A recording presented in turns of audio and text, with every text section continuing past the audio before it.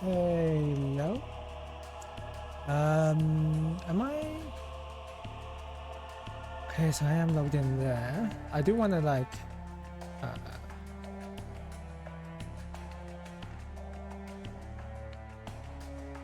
hmm.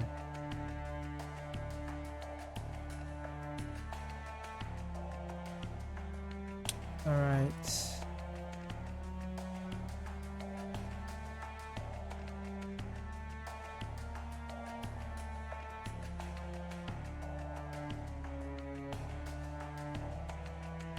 Yep, mic's working.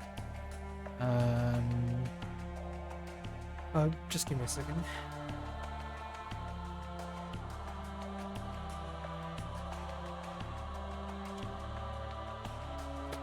I think I will put a pop filter. Like I've already got like a foam over the top of the mic, but what I think I'll do is just add another pop filter to it.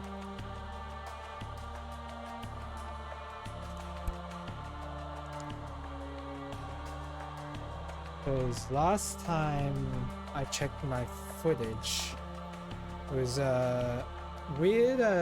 Whenever I made S sounds, it was very strange. So here's hoping. I don't think this pop filter will fix that, but maybe it's just the way my S sounds.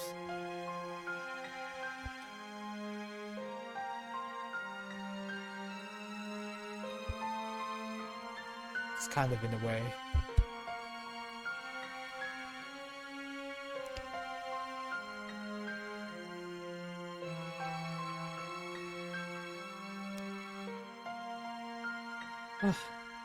It's hot. Is it even my fan claims that it can reduce the temperature, but I don't think it does.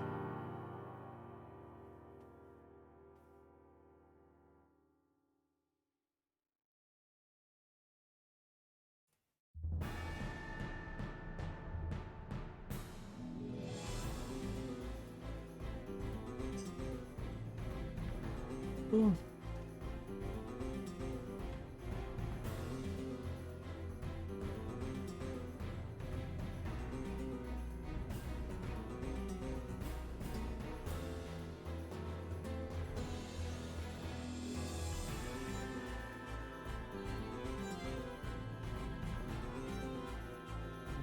Give me a second.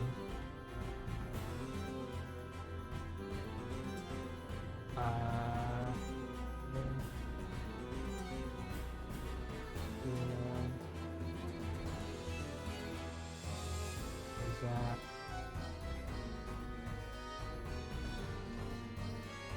this?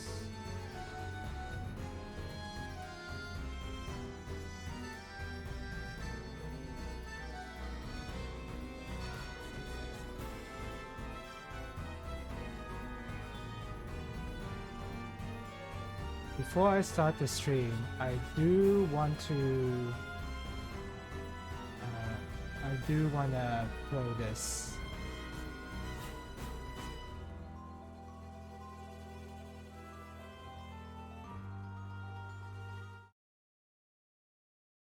Do want to play this?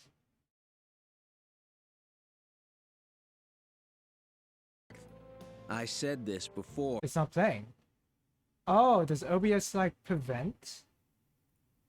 Oh, weird. It does prevent it. Okay. I can't show it then. Do I have to like display capture it? I do want to play this. The only way to live a good life is to act on your emotions. There you go. One of the best quotes I've ever heard against from somebody who is very emotionless. Anyway, let's do that, do all of that.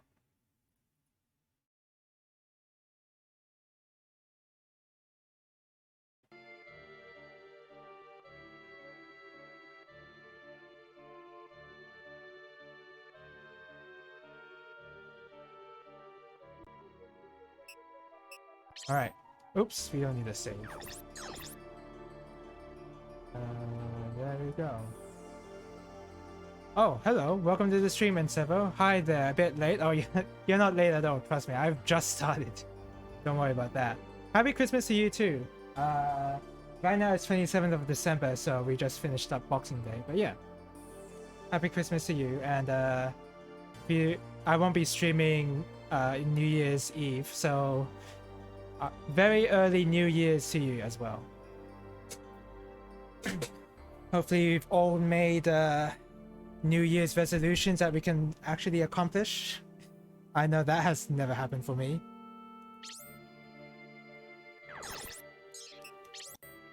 Oh right, I had to bring up the event script. Alright, this is how this game works. I almost like kind of... I almost kind of wish I waited for the actual remake of this game to come out next year, I believe, so that I can like not have to resort to reading a notepad. Give me a second while I find it. Yeah, the infamous resolution that lasts approximately 2 weeks at best. Yeah. I think, yeah, everybody has to be familiar with that. Font.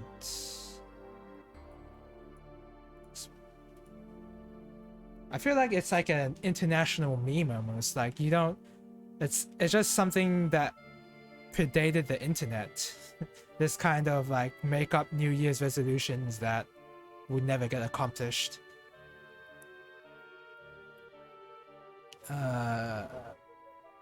So I'm just finding where I'm at in the event script.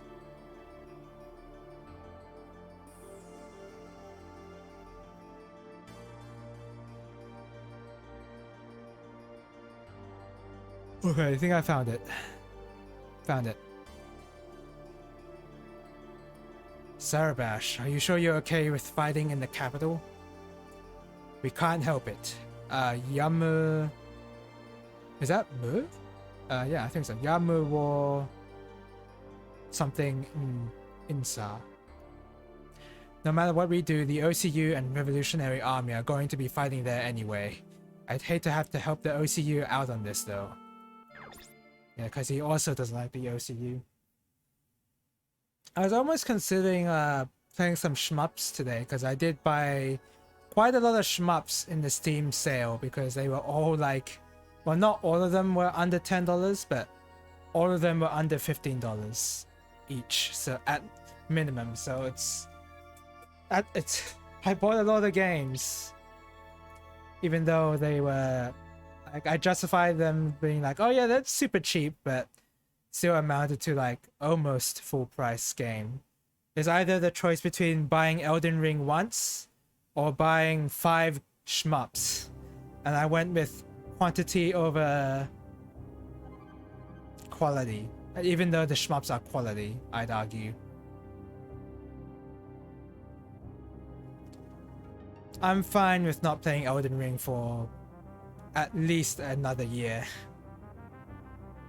The fighting hasn't started yet. Colonel, unknown unit spotted. What's going on? This is Labra, CEO of Berg Transportation. Is that your name? We request your aid in fighting the coup forces. Ridiculous. We're not joining up with criminals. Withdraw from the area. If you don't comply, we will attack you. Stop! That could only hurt both of us! So much for pairing up with the OCU forces. Yeah, plus there's the hype factor. Once the hype is gone, many people actually no longer felt the urge to play it and remember it's not that type of game. Yeah, I think I would like to say I'm immune to the hype factor, but I'm not. What's a recent game that I was like excited to play, but was disappointed? I think there are some shmups like that, and even RPGs as well, but they were old RPGs. even with Cyberpunk 2077, when I played that game on launch because my brother handed me a quote-unquote free copy, in that he bought it and then like gave a copy to me. That's how that happened. And then I played it and I had a lot of fun with it. But I'm assuming I had fun with it because I didn't have to pay for it. But even with all the bugs, I had a lot of fun. But yeah, at this moment, I don't feel like I want to play more Cyberpunk. And with Elden Ring, I don't know. I played Dark Souls 3 prior to Elden Ring actually releasing. Not so much, because I really wanted to like get the From Software Souls experience, I guess, just to satisfy that urge, and I got it from Dark Souls 3. So once Elden Ring actually came out, I was like, yeah, I'm okay now. I don't need to play Elden Ring. And upon playing Dark Souls 3, there were like stuff that I didn't like about the Soulsborne series started to crop up in that game. So it was almost like me playing Dark Souls 3 was like my way of preventing myself from hyping myself up to play Elden Ring, which is interesting. It was an interesting choice. So you've come. Begin combat operations. Crush all units that's not our own. But I still want to play it at some point, because it seems like, I mean, I like Soulsborne games, I guess. The army is moving. Prepare for battle. Yeah, I mean, I like Soulsborne games. I like the Dark Souls. I like the Sekiro. I like the Sekiro more than Dark Souls, I'll be honest, but that's just me. And it seems like I would like the Bloodborne as well, but too bad it's stuck on the PS4 with a awful frame rate. Wait, did I just end my turn? I did. Did I end my turn on Thomas? Whoops.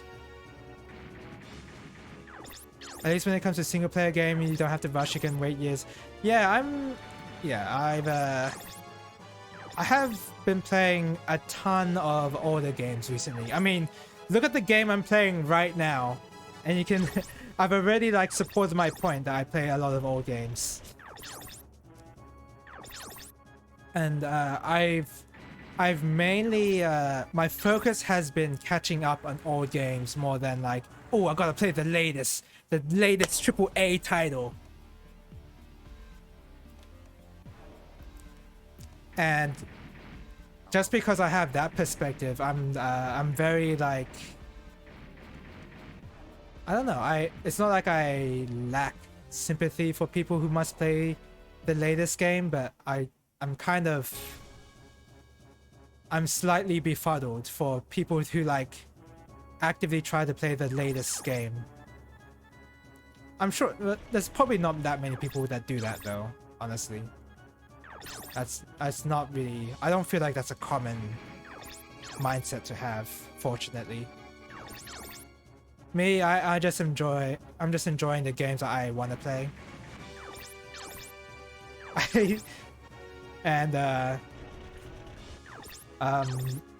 I think this is partially due to like, I did try to like explore other games in genres that I like sort of dungeon crawlers, and that led to Stranger of Sword City. And at this point on this channel, Stranger of Sword City has become my scapegoat for everything I dislike in the game. Like, that game rocked me to my core.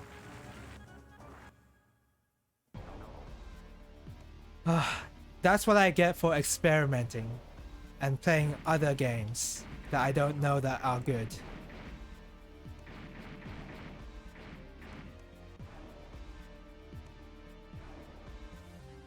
Do not play Stranger of Sword City. It is so bad. And it's insidious as well, because you won't think it's bad. Well, actually you definitely think it will be bad at the beginning, because it does hit you with very grindy mechanics at the beginning. But anyway, I don't want to talk anymore about that game. It's just not good. Don't play it. Anyway, yeah. A lot of people did play Elden Ring because it was the new hot game. It was the new hot game that people played, and I think people were like shocked almost by how like people weren't used to like a Soulsborne experience when they picked up Elden Ring, and they played it, and a lot of them just like got turned off from it. I think there were stories about that, stories like that happening. I smell trauma there. Yeah. That is an understatement. It is. That is a. You don't realize how much of an understatement that is.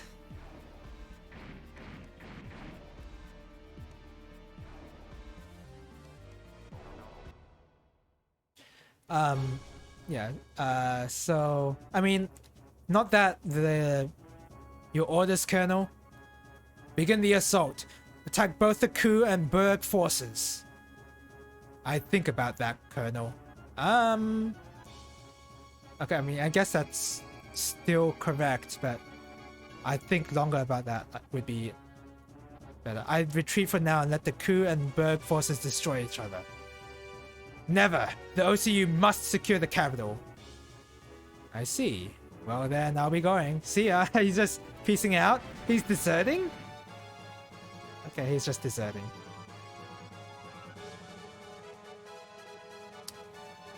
Anyway, it's not like I'm pretty familiar with the Soulsborne formula, so it's not like I would have fallen victim to, oh, I don't, Elden Ring's like a new game, I should play that.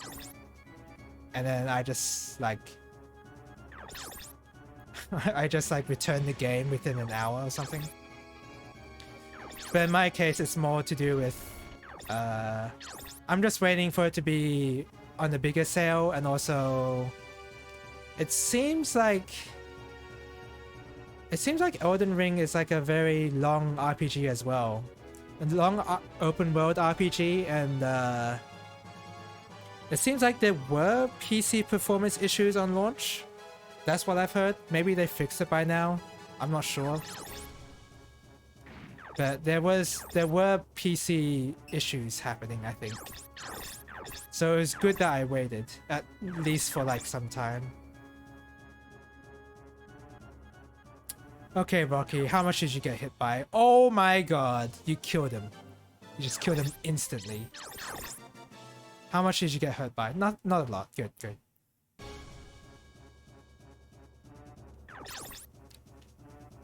So yeah, it was either buy Elden Ring or buy these 5 shmups that I know will have a lot of replay value. And honestly, that's not like that kind of choice is not what a lot of people would make, I'll be honest.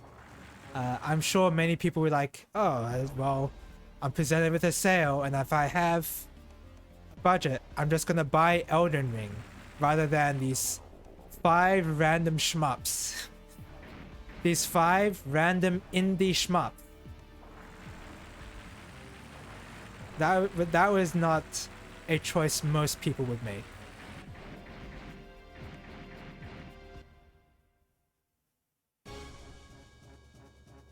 But yeah, I guess this is just to say I've been very I have not been playing a lot of games that are AAA published. That's really all that comes down to it. For some reason, I have an aversion towards those kind of games. Even though I picked up like I picked up Halo, the Master Chief Collection, because a while ago when I got the Game Pass, I played Halo Reach for the first time, because I've never played these Halo games before. So I just wanted to try out the prequel, and I liked it.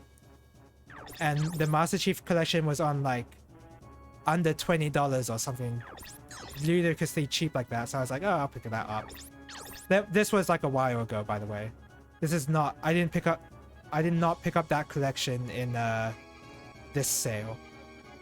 Pinecone. Wait, hold on. I want to decide who I want to hit this guy with.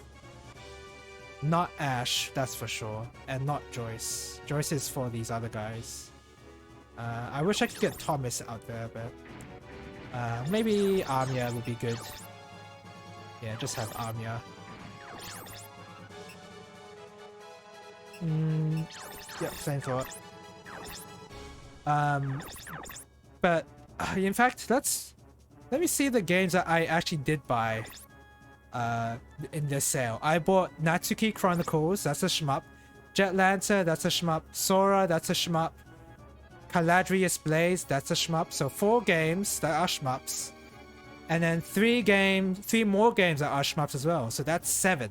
I bought 7 shmups this sale. That's am I a shmup fiend? I guess I am at this point.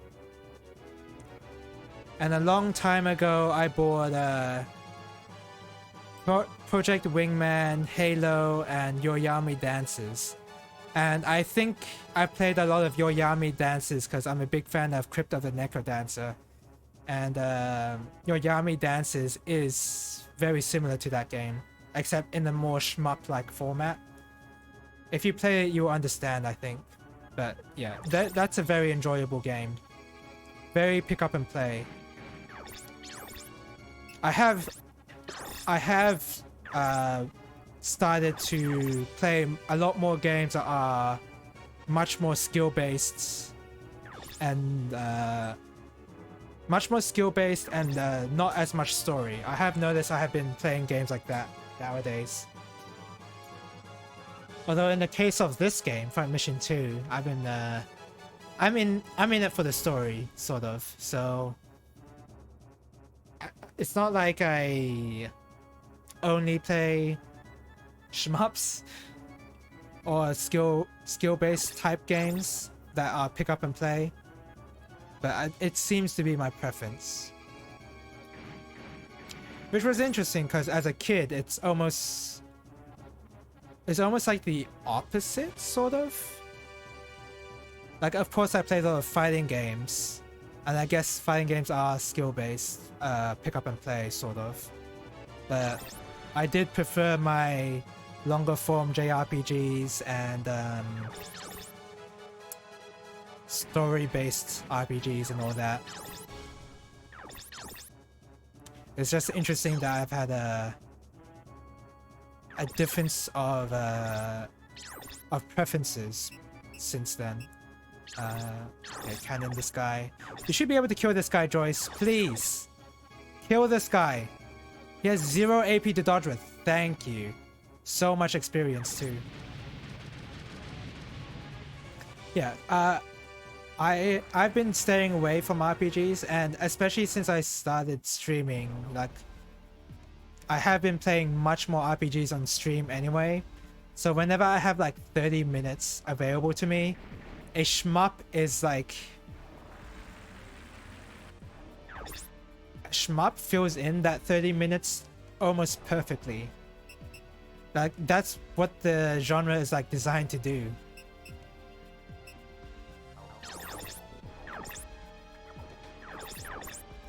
So that's why I've been picking up much more shmups recently.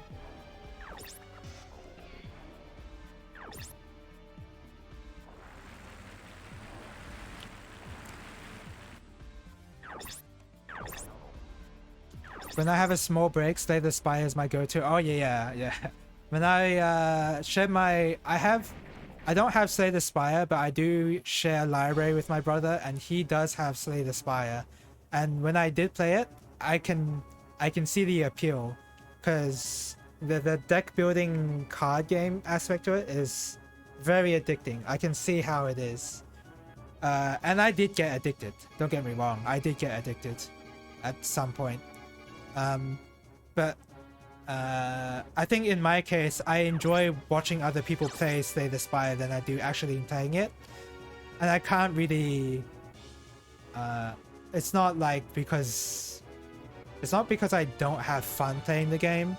I guess it's just because I've replaced Slay the Spire with shmups. at this point, I guess. I think that's all it comes down to. But anyway, yeah. Slay the Spire fulfilled the same niche as FTL did back when that was new, and especially when the Advanced Edition just launched. FTL was really big for me when that came out. I don't think I even have everything unlocked in that game as well, because unfortunately unlocking everything in FTL is severely RNG based. Like, I think too much so, honestly. Like, there's nothing wrong with the gameplay itself being RNG, like, I'm fine with that. But when it's unlock conditions being RNG based, that was very annoying for me.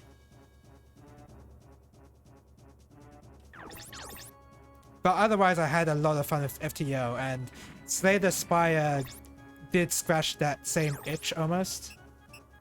And me being like a pretty decent fan of card games, yeah, Slay the Spire was like, it was like almost like the perfect game in that regard, almost. Hold attack? No thanks. Because of how simple it is, like the concept of the game itself is pretty simple and easy to understand, and if you're familiar with like card games, it's very like, you know, if you play the card game, you know how to play the game almost. That kind of satisfaction was pretty nice.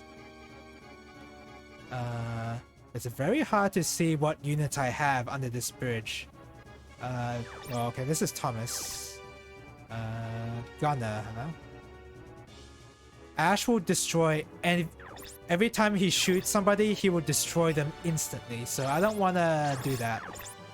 I don't want to have Ash attack anybody yet.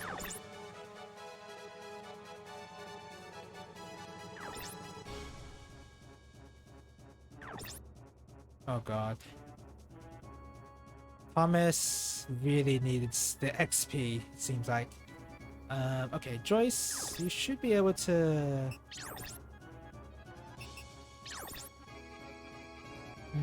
yeah, go for it. But yeah, I guess because I want to like keep my RPG games, like I've been playing, whenever I do want to play RPGs, I've only played it on stream, except with like a few that require grinding outside. Otherwise, the only times I play Front Mission 2 are whenever I stream.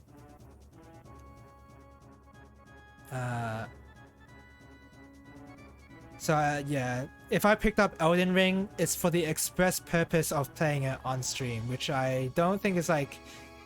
I don't know if that's like the right perspective to have at the moment. Especially considering I have so many other games I want to play, especially older games too. Like, I plan on going through the entire Front Mission... Oh! I plan on going through the entire Front Mission series. Oh. I just realized what that means. How much is Left Alive? Is Left Alive even available on Steam? Oh, it is, for $13. Oh. Ooh.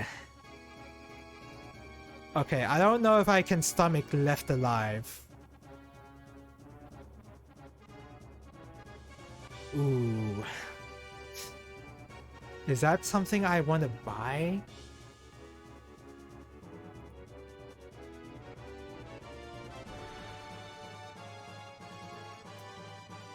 How dedicated am I if I want to claim that I want to go through the entire Front Mission universe? How much dedication do I have? Because that means playing some truly awful games. Like, okay. I just realized how... Alright. Well, I'll think about it later. But yes, in terms of the RPG department, because the only good front mission games are RPGs and the one shmup on SNES. Any front mission game that's not an RPG is bad. There's a front mission Evolve game that was really bad apparently. And then the Metal Gear Solid ripoff based on this universe. So that was pretty bad. Generally, when people wanted more of this universe, they just wanted more of this style of gameplay, the strategy RPG part, which is why the remake of this game was, you know, it had a pretty decent reception to it.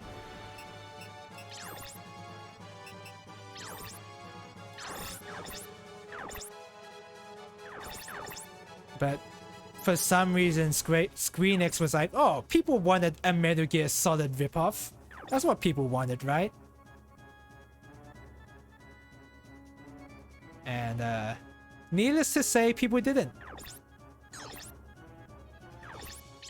Who hasn't moved yet? Oh, Ash hasn't. I'm just gonna put Ash, like, next to these guys, but he's not going to attack, because if he does, he will destroy those two units. Ash is way over leveled right now, so I need to have my other units actually strong enough to fight and gain XP. Anyway, yeah, there's so many games I want to play on stream already that if I did decide to play Elden Ring, it would basically be 2 years. I'll start to play it 2 years after I bought it. So I figured it wouldn't be right for me to like buy Elden Ring now when it's like above. Well, how much is it right now? 62 Australian dollars.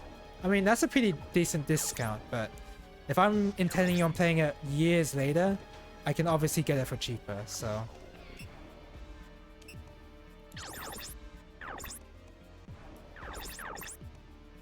Yeah, I think that's what that was my justification for not getting just Elden Ring. Congrats to Elden Ring for winning Game Awards, by the way. Game of the Year award.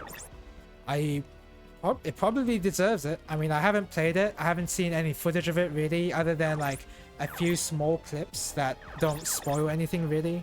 At least I don't think they do. And even if they do, I don't understand any of it, so it doesn't matter.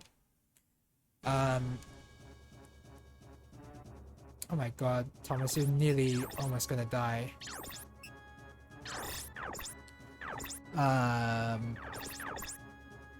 But yeah, Elden Ring's probably a good game. Like, is there anybody who's gonna argue that Elden Ring didn't deserve to win Game Awards? Judging from the nominations, I guess. I mean, look, I am the wrong person to ask on what game would win Game Awards, because if you ask me, Vampire Survivors, the game that like spawned a subgenre of itself and like spawned so many games of its like on Steam. It's like Vampire Survivors is quite influential. Oh, ads are playing. I'll get into. You won't be able to hear it in Sevo, but I will read your comment after the ad.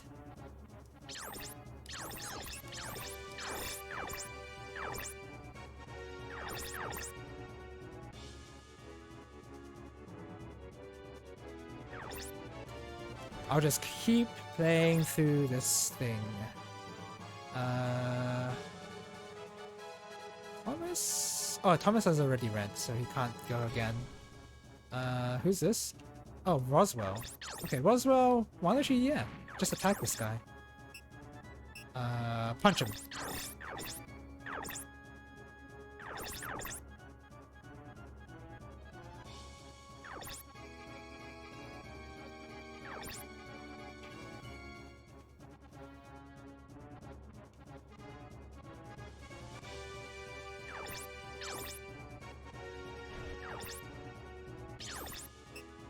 There we go.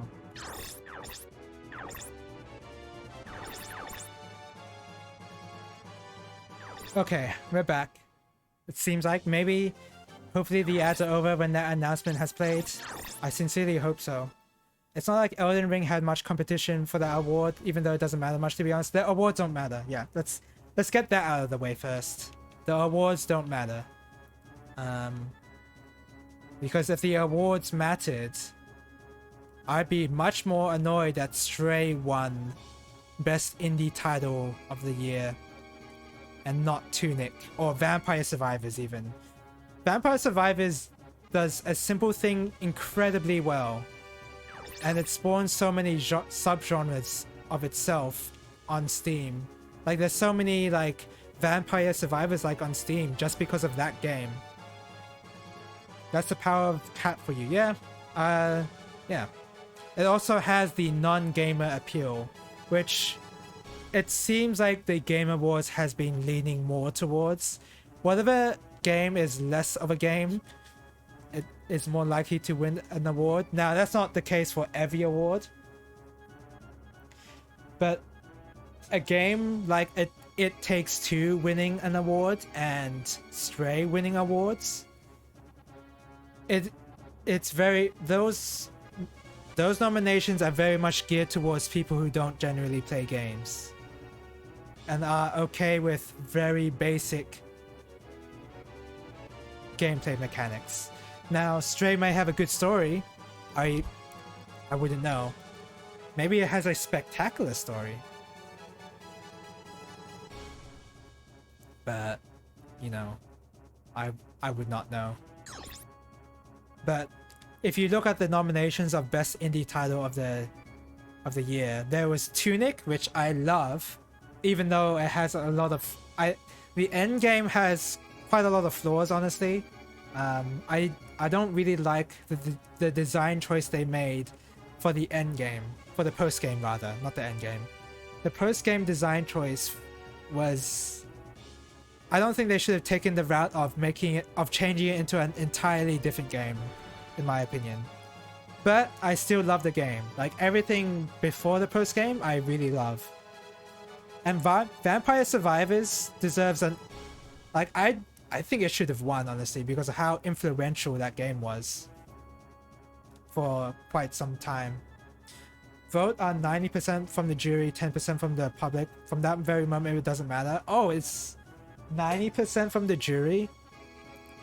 I would have thought the public had like a higher percentage than that, but yeah, the jury is loaded. Is that the correct term? What's the term for like a very skewed jury? There's like a specific legal term for that, right? I don't remember. But yeah, there's already a problem when actually, why don't you just shoot your cannon from here? Wait, do you not have a cannon? You don't have a cannon. Alright.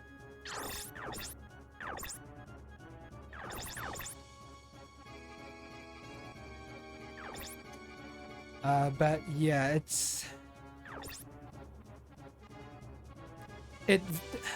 the awards very much give the sense of the games that won certain categories definitely gave off the impression that the jury does not play a lot of games, doesn't really play that many games, I think.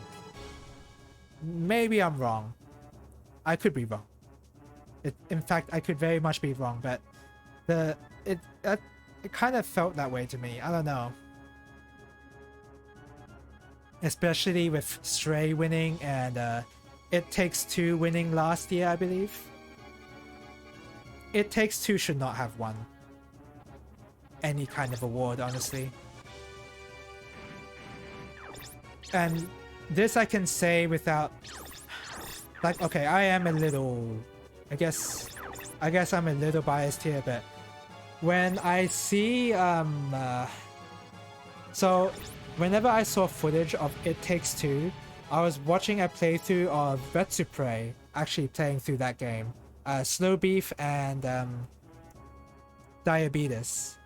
And when I saw that game, it was very easy, monotonous, repetitive puzzles, and the story was problematic. So with those two features making up a big part of the game, I instantly thought, this is not a good game. This is just a game that people like it because it's co-op. That has been my opinion ever since I saw that playthrough. Because the puzzles are nothing. They are nothing puzzles. It's just like, oh, you bring this thing over here, and then you activate this switch for the other person to do a thing, and then that thing does something. You're talking about It Takes Two? Yeah. Now, of course, playing a game is very different from watching it. So I could be wrong. I may not like It Takes Two, but I guess if I were to play it with somebody else, I could be persuaded to think it's not bad, maybe. But from what I saw, it did not seem good. That's just my opinion. Oh, Ash, you took some damage. True expert video game are just people like you and me who actually play video games. The expert media journalists are here for the money and don't give a single shit about video games. I don't trust that type of people to weigh 90% in the vote. Yeah. And I wouldn't even I would not even classify myself as anyone who has any stock in how good a video game is or not. The kind of games I play are very weird. Holy crap, Ash is nearly dead. The kind of games I play are pretty weird. I'll be honest. Fighting games and shmups? No one plays those. Old RPGs that no one's ever heard of? No one ever plays those. So but I guess the thing is though, even though not many people play them, you know what my preferences are.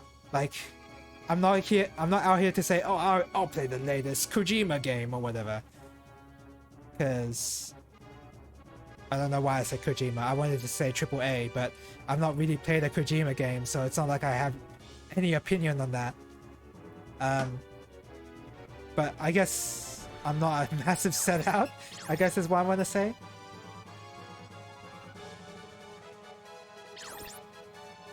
It Takes Two actually won against Metroid Dread. Yes! That's exactly... Yeah, you just brought up some... You noticed my voice just raised quite a bit when I just read that. Yeah, I just remembered. Metroid Dread was fantastic. People had issues with how expensive the game was, but I think it was a very curated... Simple... simple is the wrong word.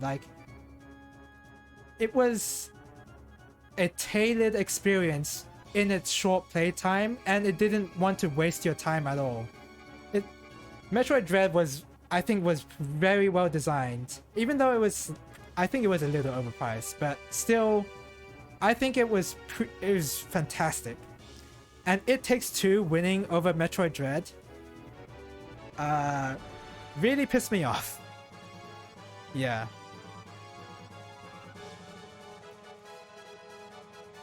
And that prompt, I was not, I was definitely not going to write the game off immediately. It Takes Two. I was very much, wow, Ash is nearly dead. I was very much willing to find out what kind of game it was, and so I saw the playthrough of Slow Beef and Diabetes's playthrough of it, and yeah, I was not impressed. In fact, I just got a lot more mad.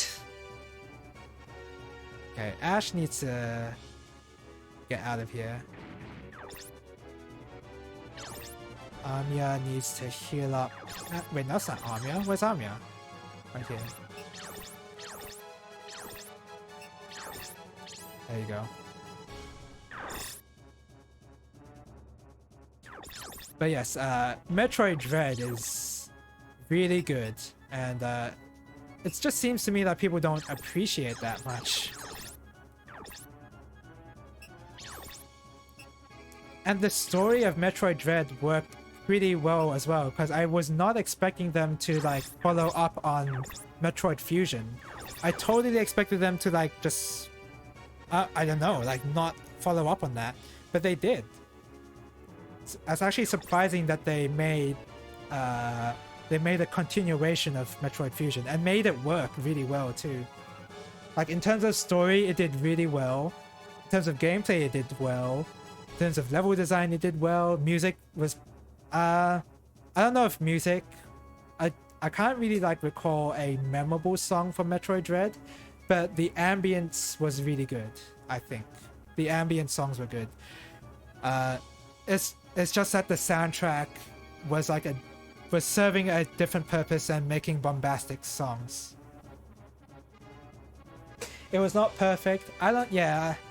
I think the Emmy sections, I thought the Emmy sections were alright, but I can definitely see people had problems with those parts. Yeah, I totally understand people having problems there.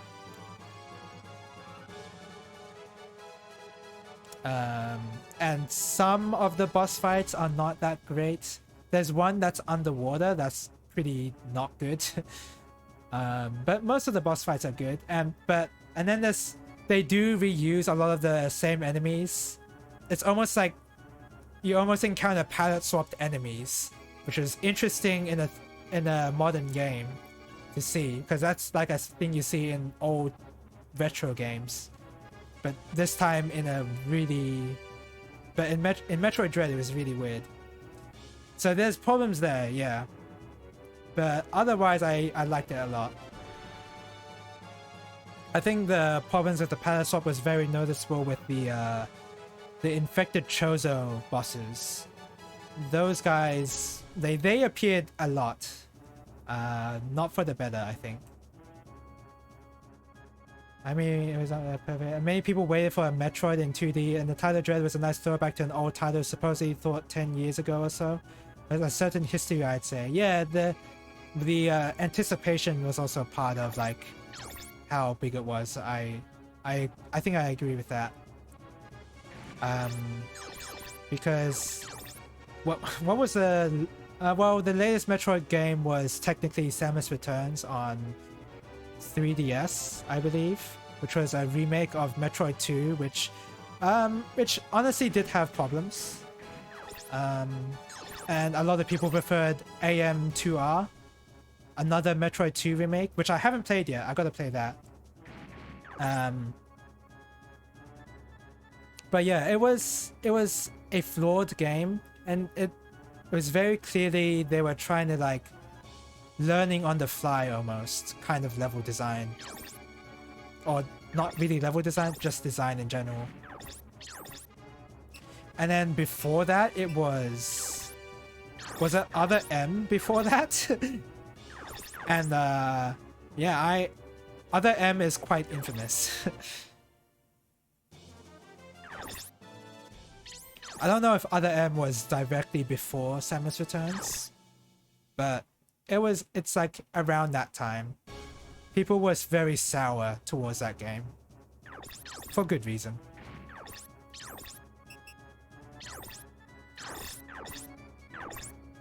So Metroid Dread coming out when it did was yeah, it definitely people got a lot more interested into Metroid again because of Dread. And like it did help that like I think people would have been soured on it if the game was also bad, but the game was good enough that it relived people's like love for the franchise. It did enough, I'd say, so that's all it needs to do. Here's hoping I get to somehow play Metroid Prime in some way. Because I definitely can't emulate it on my computer at the moment. My computer is not great for emulation.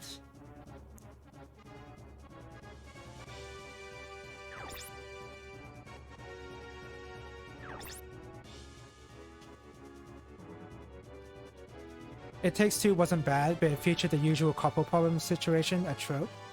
Something like the married couple wanted like a divorce, and then the game's moral was, no, divorces are bad, you should just stay together forever.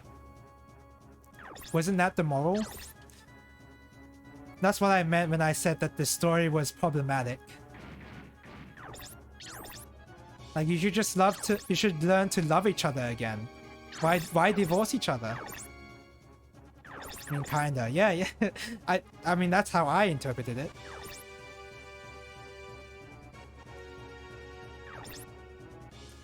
Like, if you're in a toxic relationship, you should just like still work it out. That's how that works.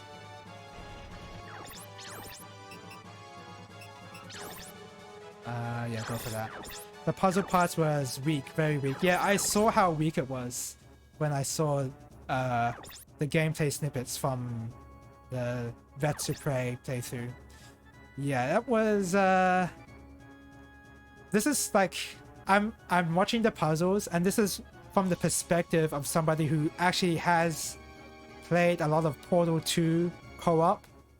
I played a lot of that, and I'm like, these puzzles are not puzzles. Like, I haven't finished the Portal 2 co-op sections, but those were like pretty... They required effort to learn. Like, you need... Oh, not learn. Effort to solve. And they were actual, like... They were actual puzzles. And the co-op... the co-op feature... The co-op mechanic was required. And it wasn't as simple as, like... Okay, well, maybe it was as simple as your partner does this and then your partner does that. But like, it was a lot more involved, I think. So in terms of like the gameplay, in terms of the gameplay, me and my partner were a lot more engaged with the game as a result of how difficult the puzzles were and how involved the mechanics were. So when I saw It Takes Two just being just stupid, like, I felt like it was...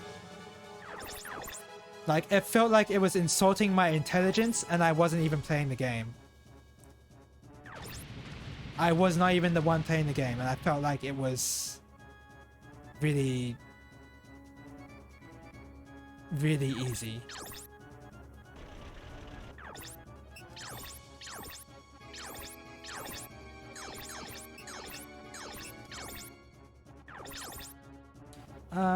Where do I want to send Ash? Definitely not over here. I want to send Ash towards this super dangerous mobile armor. I think that's going to be scary.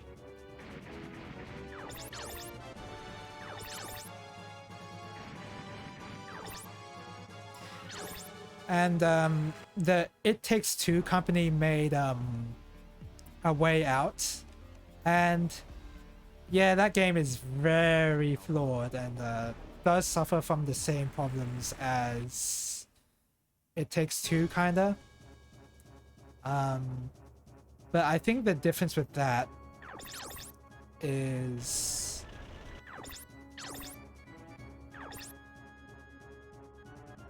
I don't know what the difference is. Is there even a difference? The game is almost... The story is almost as equally as dumb. Almost. But I guess it's more like... You can laugh at how awkward it can be at some points, I guess. I don't know. I don't have as much of an opinion on A Way Out as I do It Takes Two.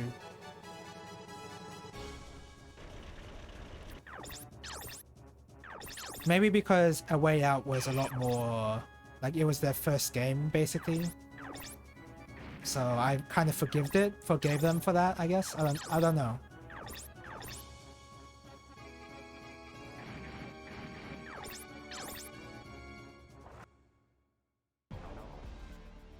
But yeah, I'm still feeling very bitter over It Takes Two winning anything.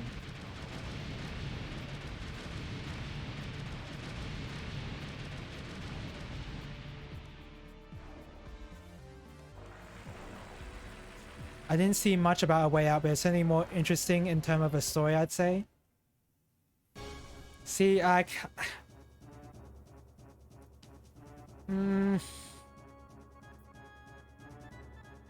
guess all it came down to that the story wasn't problematic, and it was just plot holes. It was just that. It was just kind of tropey and a lot of plot holes, but you can have fun poking fun at the story. But with It Takes Two, the morals of the story were problematic. I guess it wasn't so much the plot holes that were a problem, but the actual story itself.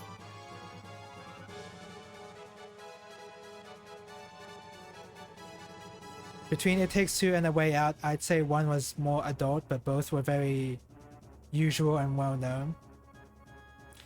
I think they definitely were trying to go for that family friendly kind of presentation for It Takes Two.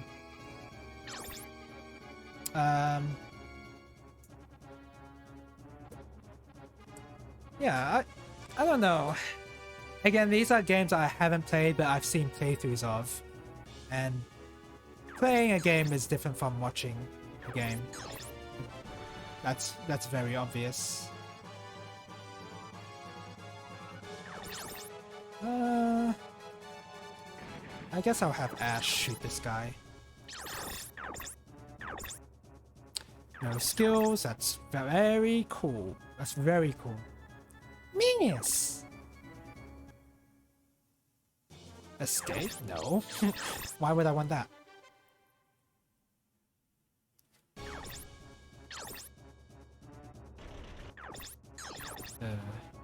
Wait, what? Oh, I'm out of missile ammo. They refilled that up. What the heck?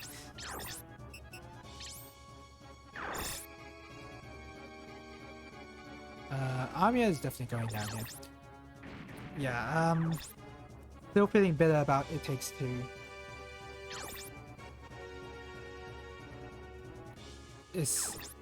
I just don't think it's a good game.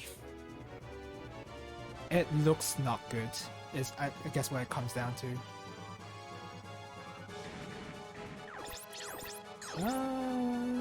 Wait, attack? Oh, you can attack. Okay, yeah, go ahead.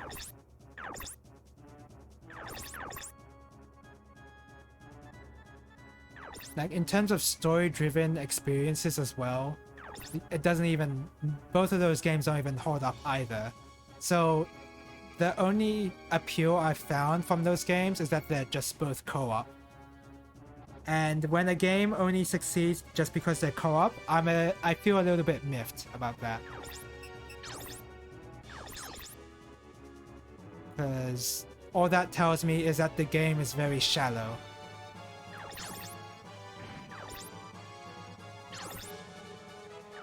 At least it usually is the case.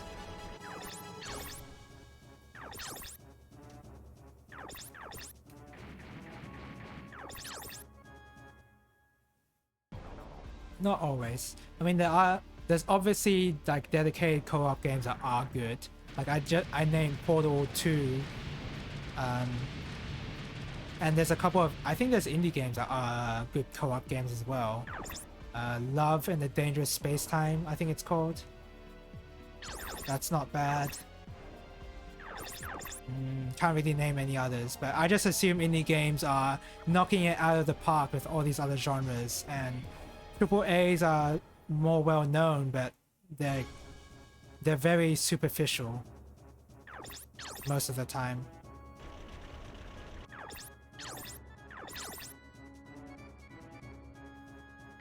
I guess Overcooked, but I don't know if Overcooked is exactly what I'm talking about.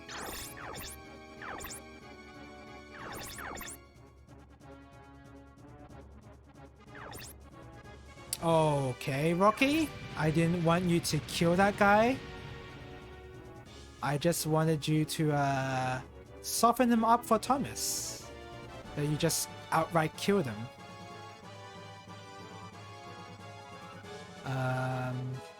Okay. Ash, come over here and shoot this guy.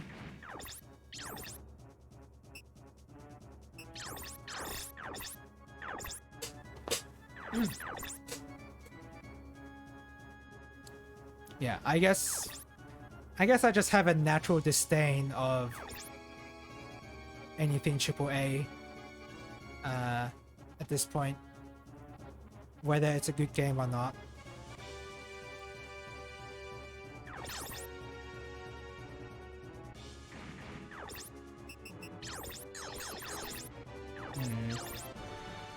I think I've kind of held this view for a really long time, honestly, because as a kid I did play the more interesting indie games back when that was like a budding industry, I guess. Like the Braid era, the Super Meat Boy, Castle Crashes almost. I don't know if Castle Crashes is exactly indie.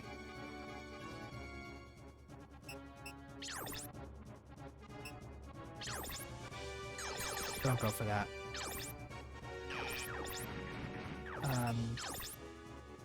Yeah, I just kind of played a lot of indie games.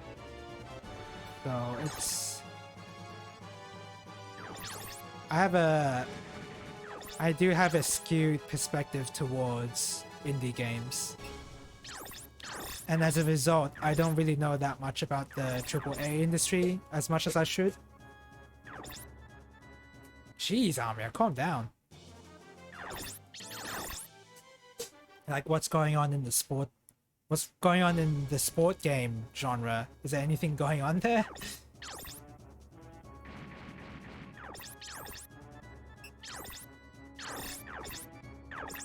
Are they still practicing gambling loot boxes or stuff like that in those sport games? I don't know. Sport games are like one of the bigger industries of... Like, it's almost like sport games are like its own industry.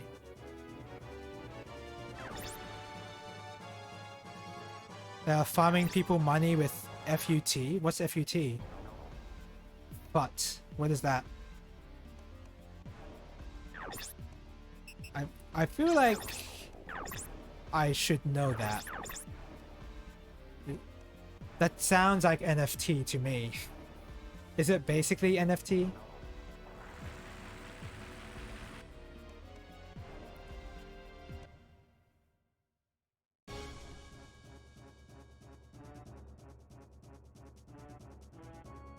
Okay, Rocky needs to actually retreat, and Thomas will clean up the OCU squad over here. It's the online mode on FIFA, and it's basically really RNG to get players to form a team and then play online. So people spend tons of money into loot boxes, basically. That sounds like a free-to-play MMO. Is that what they're trying to do? To implement a free-to-play MMO like service in a game that you have to already pay for to begin with to play? Is that what they're seriously trying to do?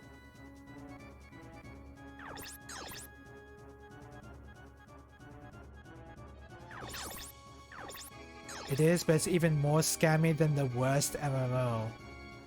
Yeah, because of the upfront price of like actually buying the game itself. That's crazy. Oh, ads are playing. Time to shut up. I think I should hold on a second.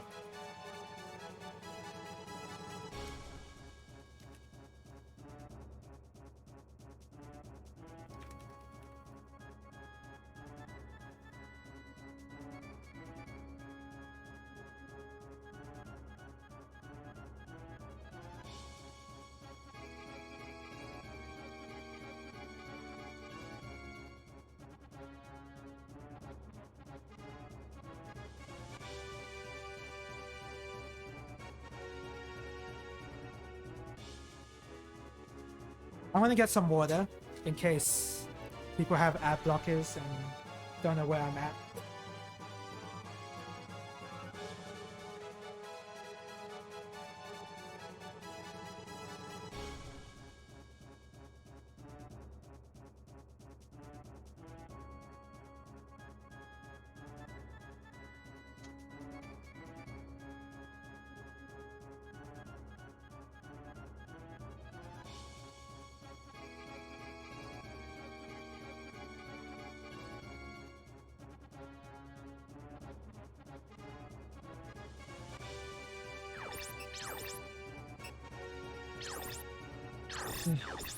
Ads are over. Yay, we're back.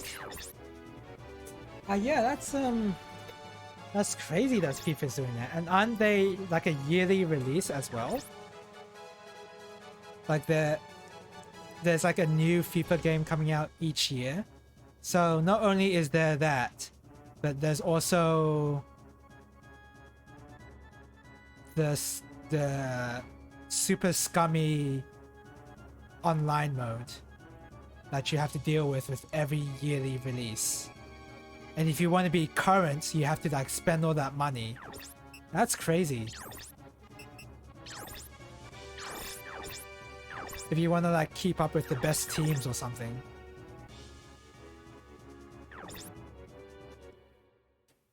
I always found it a little strange that I guess I was gonna say like what would be the reason for someone even picking up a new FIFA game every year? Why would you do that? But I think like some people are like, oh, there's like a new player lineup or something, or like tournaments are only held for the most recent release, something like that. I feel like that's what's going on.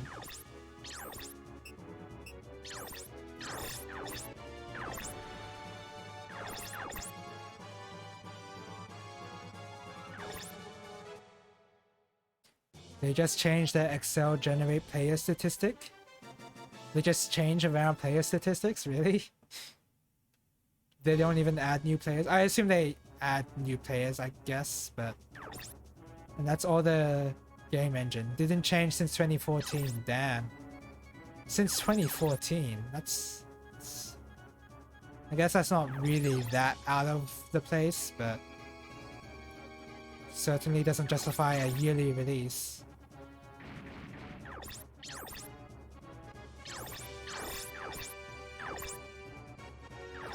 Yeah, I'm very detached from sport games. It's almost like its own subgenre in a way. Not even its own subgenre, it's its own industry. Like there's games and then there's sport games, and that's entirely separate from games. That's what it feels like. Kind of like how in the fighting game genre, Smash players and more traditional fighting game players are kind of more separate from each other. Like there's obviously some crossover sometimes, but they're mainly detached from each other.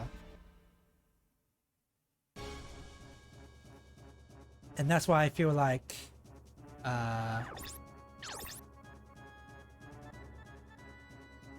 sports games are. Because in my mind, I don't even like, how do people even justify buying a yearly release? Like, I may have like answered that already, but like, I don't understand what I'm saying is the thing. Like, who would willingly purchase that kind of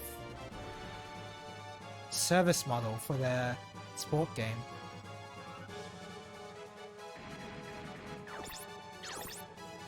Thing is, in terms of sport games, there's only one king, 2K, who's owned way too many games as the other scammer. Yeah, they do own a monopoly, don't they, in some respects. Right. because the only sports games I've heard of is from 2K after all. So that would make sense. At least in fighting games, 3 to 4 different companies actually try to appeal to players, even though they also scam here and there. What's an example of a fighting game scamming?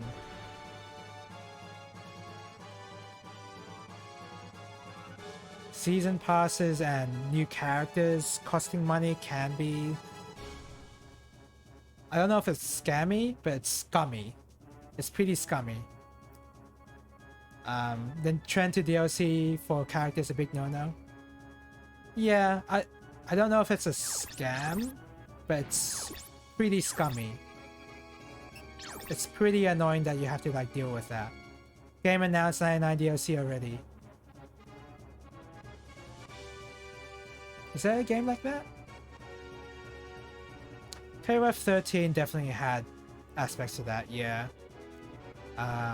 Did Street Fighter 5? It's kind of scammy if you compare to what we had back in the day. Yeah, it is kind of... It's pretty bad. Multi-Blood type Lumina has done it pretty well apparently. How they, whenever they made new characters, they just released them for free, basically. So that's pretty cool of them to do. But that's a very rare thing for fighting game devs to do. I don't know who's gonna shoot this guy. Okay, Amia, go ahead.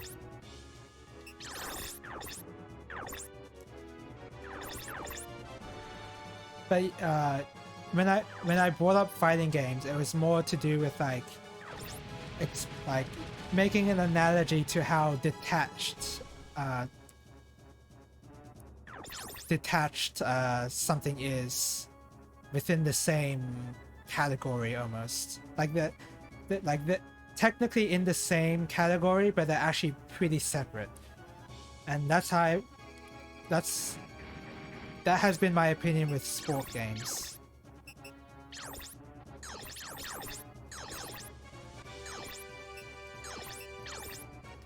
Smash falls into its own category, for instance. Yeah, it's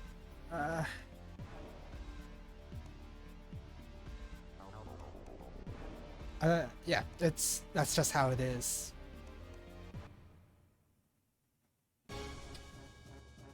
In my case, I've stayed away from the Smash community. I don't really play a lot of Smash, but I am a fighting game player, so I'm the prime example of that sort of thing.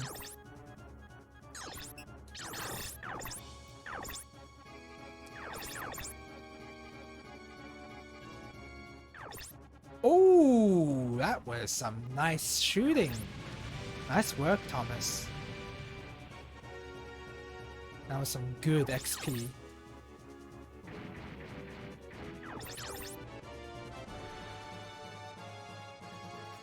But yeah,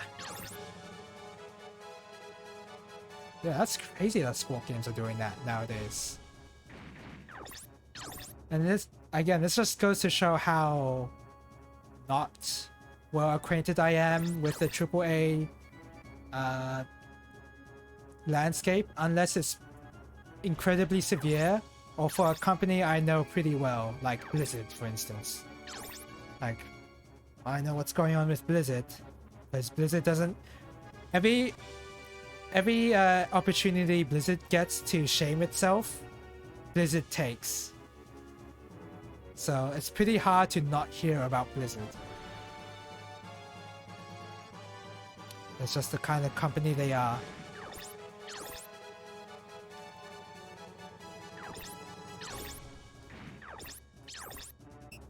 Here we go.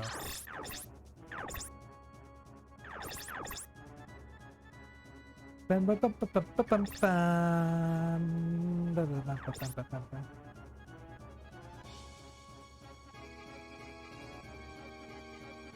guess I can still produce prawn. I know what you're trying to say there, don't worry. If they want to reconvert one day, don't care about Blizzard, to be honest. Like are you talking about like Overwatch and all that? Well, of course, nowadays I don't care about Blizzard, but I was big into Blizzard games back then. Not World of Warcraft, but games like The Lost Viking, Blackthorn, StarCraft. Not so much Diablo, surprisingly, but Warcraft 3. Like, those games were like... I love those games.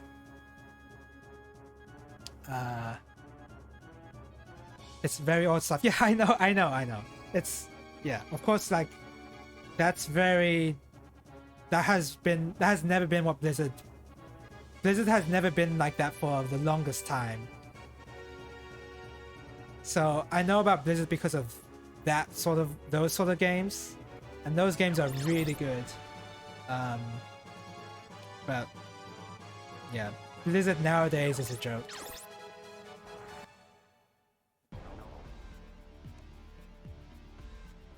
And I wasn't even big onto World of Warcraft, so I can't even really comment on that. But older than I liked games that were older than World of Warcraft in the Blizzard library, I guess.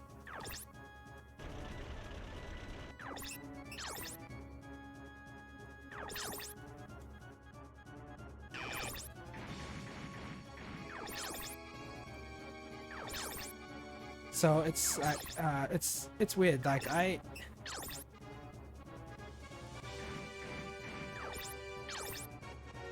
of course, I don't know. What the heck? No, I want you to shoot that airplane. That one over there.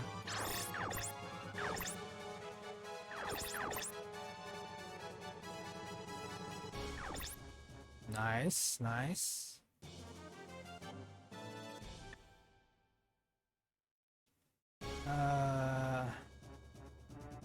I want...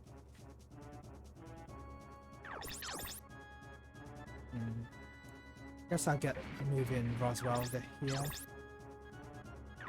Should Ash just go in? Not sure if I want to do that.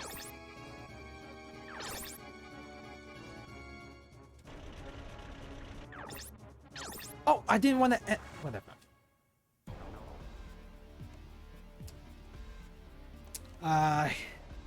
Yeah, triple. I guess like Blizzard is one of the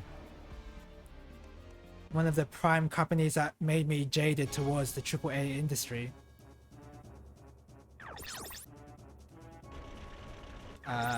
Like they did a whole bunch of stupid stuff in a row, which is incredible. It's incredible they were able to do that. It's like ruin every sense of goodwill people ever had about the company. Just ruin all of it. I'm honestly impressed that they were able to do that.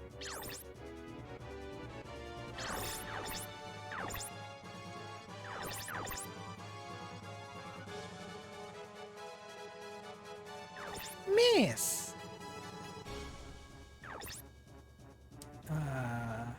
Pike, please have something to reload your ammo with. Damn it. Wrong ammo. I just reload your missiles. So yeah. Long-winded rant, I guess, but I guess my my conclusion is that I like indie games more. Which is not really that's a pretty cold take. One of the coldest takes ever.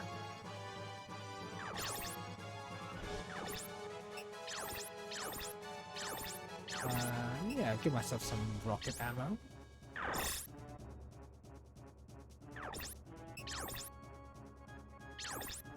Oh, you have missile ammo on yourself? Yeah, reload your missiles.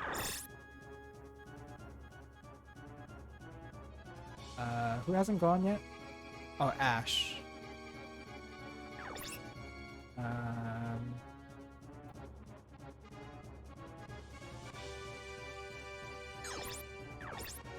How much geo do I have there? 20. So over here they only have a geo of 5%, so... Well, the plane won't be affected. I'm like thinking about this mobile armor here.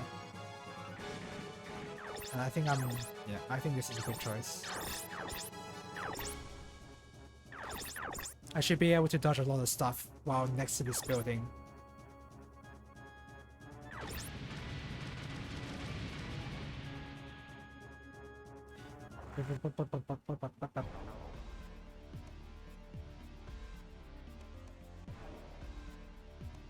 Not to mention,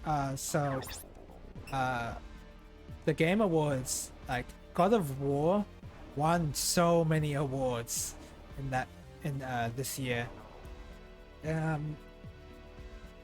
It was almost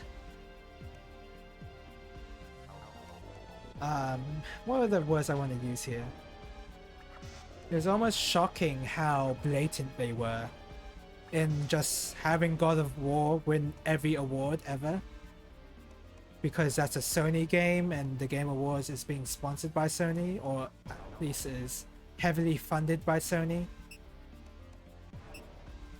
So it was almost, I guess I wasn't surprised or that shocked really, but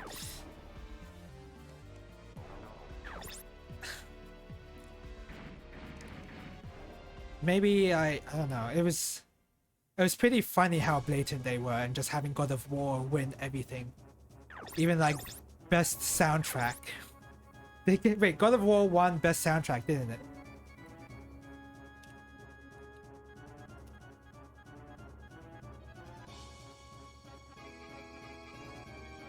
Let me check.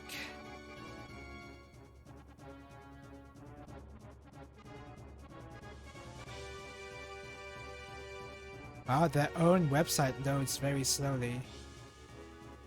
No dropped frames, so it's not like it's on my end.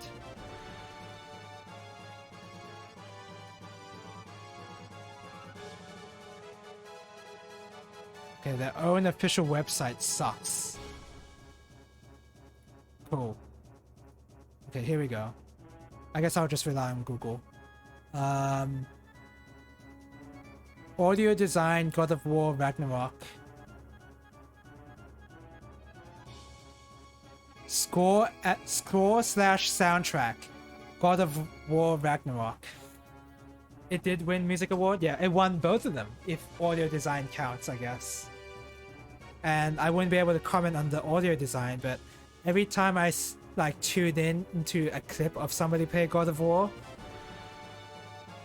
the soundtrack is the last thing I notice. Like, it doesn't seem that impressive to me. I tune in into one clip of Hellsinger and I'm like, oh, the soundtrack that's pretty good. I like that soundtrack. So I don't know if God of War really should have won that, but what do I know?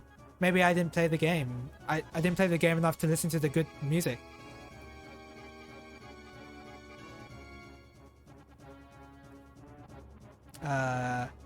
Well, I can't even remember one music from God of War. Did you play Ragnarok? What I actually noticed is how awful the puzzle parts were. Every time the same BS puzzle where you throw your weapon. Wasn't there like an additional problem with the game, like backseating you on these puzzles as well? There was that problem, wasn't there? Holy crap, Thomas! Oh, speed? Oh, these are so good.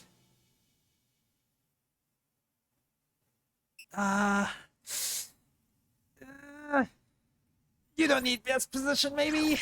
Speed is a bit better. The capital, the OCU must, That's the trend. The kid is basically a viewer backseat. We have the same with the latest Plague Tale. And it's pretty common nowadays. What do you mean by that? Like, in the Plague Tale, you're getting backseated on certain puzzles? Is that what you're saying?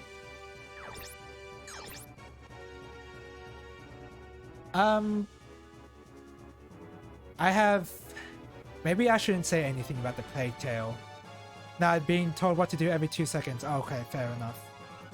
With the Plague Tale, the first game, like, it was definitely praised a lot. And I think Jim Sterling, I don't remember her new name now, but back when she was referred to as Jim Sterling,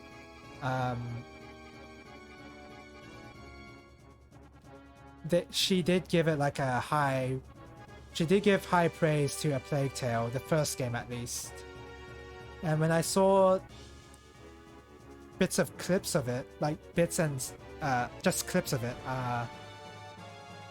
I wasn't super impressed, but it was the kind of game where you did need to experience it, I think. So I kind of reserve judgment there. So yeah, I should not be saying anything about this. I don't know anything about the Plague Tale, so I'll just stop there. It seemed like it was a story-based game, and I was getting very little context for a story-based game, so there was already a problem there. So I'm not gonna say anything more on that. But in terms of what you're saying to me right now, I understand. Yeah, AAA games always consider you being 2 years old.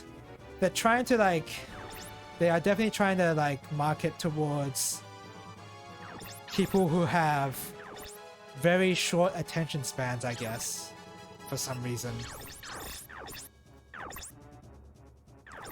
I don't know why.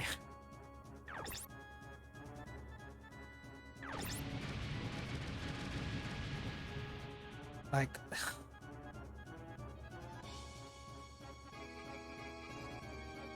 I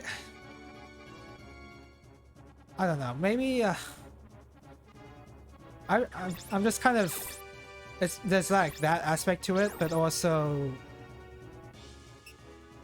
a lot of AAA games seem to have like the same mechanics, kind of like having this open world thing, and then like having all these icons to go to on the overworld to visit and all that. Horizon had that, and I kind of just like instantly turned off from the entire franchise because it has that. Like I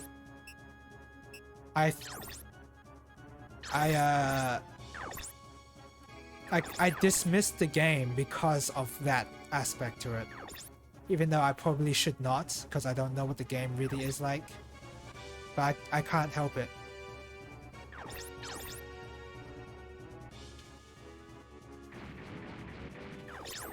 There you go. I remember me little back in the day drawing the map because the game didn't bother to include one.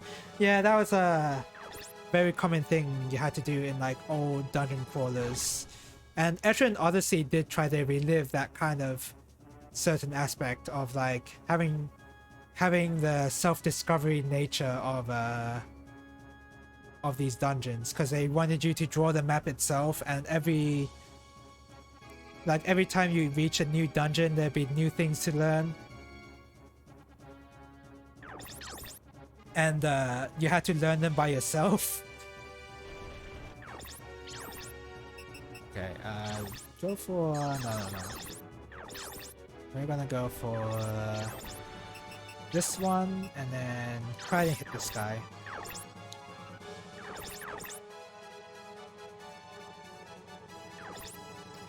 But yeah, I guess the point is that it's interesting that AAA games, there's a middle ground between actual quality of life and having NPC shouting every 2 seconds to do what to do. Yeah, that's, I was just about to bring that up. Yeah, there's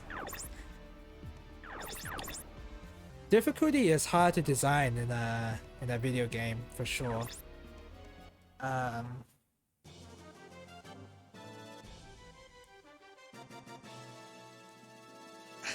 Yeah, like obviously having the NPC tell you what to do every 2 seconds is not okay, because if you're gonna do that, then what's the point of having the puzzle? If you're gonna, like, you may as well just like have the player open the chest and then that's it. If you're gonna have your NPC partners shout what to do.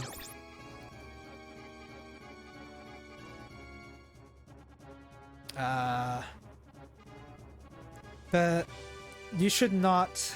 I do maybe it's because I have a shmup and fighting game brain, but I have an issue when a game makes it itself too easy.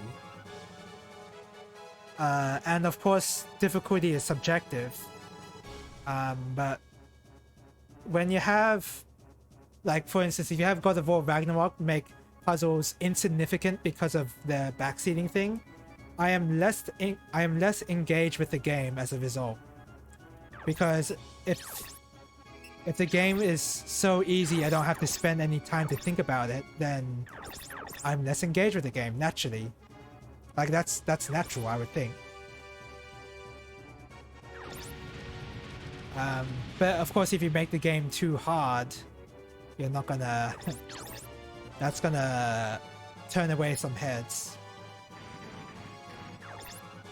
And unfortunately, because difficulty is pretty subjective, it's really hard to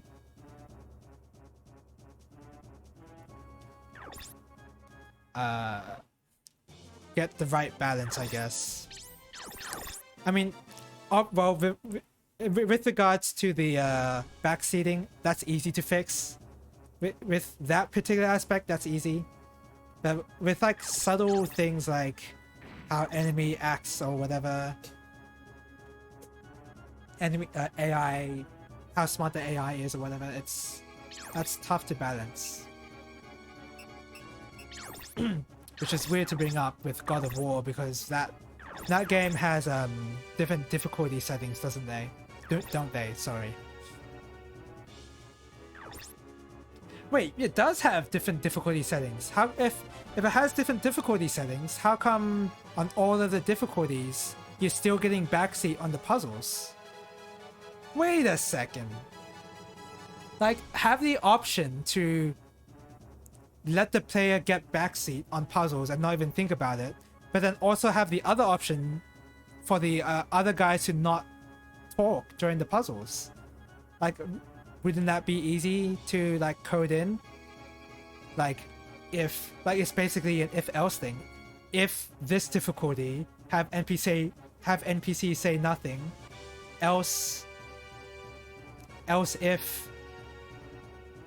if not on this difficulty, then have them say something. Like that's easy to code, isn't it? It is, but they don't see it that way. They see players as baby end of it. For every difficulty, that's crazy. Like, if the player picks God of War difficulty, the puzzles will still try to baby you? That's crazy.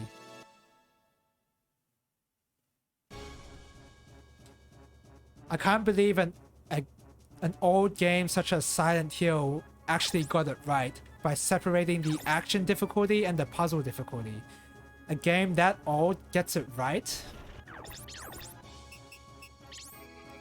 But, I'm gonna... most of the time the difficulties are just adding HP to monsters and pretty much it. Yeah, that tends to be it. That's what they did for Persona 5.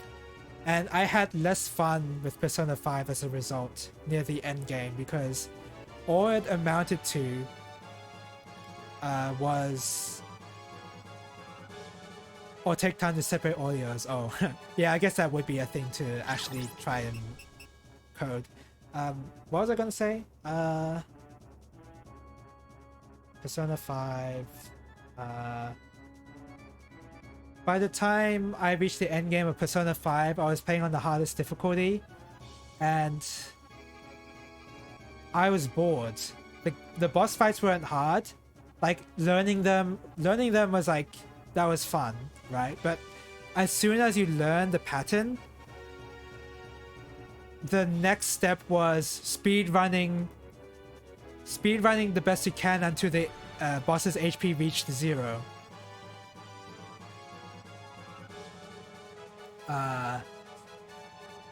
And it took a long time as well, because the HP was spiked in the hardest difficulty. So I was really bored as a result of that. Merciless? Is that the hardest? What is that? Oh, I should not have Joyce actually shot there. What did he shoot? The rockets? He might have shot the rockets, in which case that was pretty dumb. Yeah. That might have been pretty dumb. Oh well.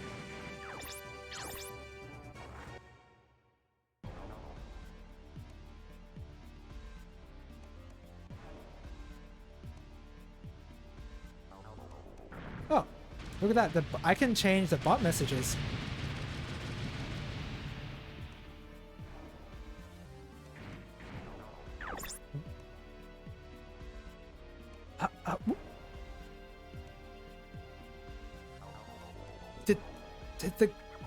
Did the mobile armor just kill itself? The mobile armor just killed itself. Speaking about AI,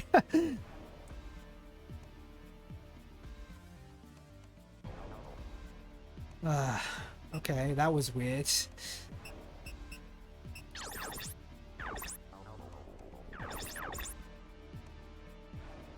Oh, please don't use your arm. Thank you.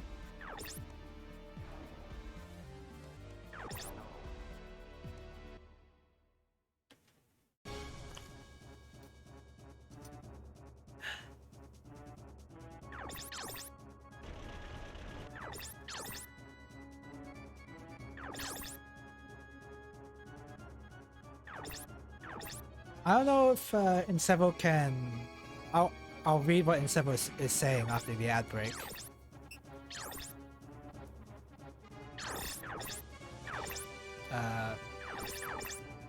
So I won't go into it. I'll just wait until after the ads. Oh, hello, the ads are over. I think that was 90 seconds. I hope it was. There's actually one flaw in Persona 5 Royale. The hardest difficulty called Flawless is actually easier than hard difficulty, because it makes every attack weakness 150% more effective or whatever. It applies on the player, but also on the monsters. Ah, okay. That's an interesting take, I guess. But yeah, all that really amounts to is, well, I mean, I think that makes it more interesting because fights won't take nearly as long to complete just because the HP is spiked up. Yeah, okay. I mean, I kind of like that kind of difficulty adjustment, I guess. But yeah, like with God of War, like surely you'd be able to like... It's just a strange thing for a player to pick God of War difficulty and then be babysat throughout every puzzle. Just that's an interesting choice to make.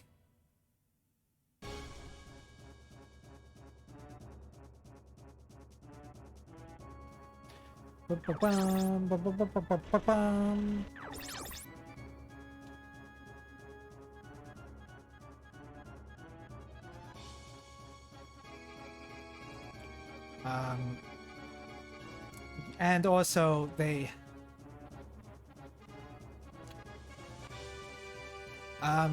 like I don't want to like I do not want to gatekeep people from playing certain games at all.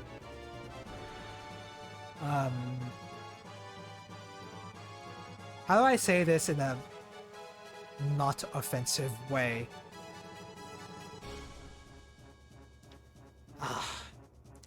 I don't know how this...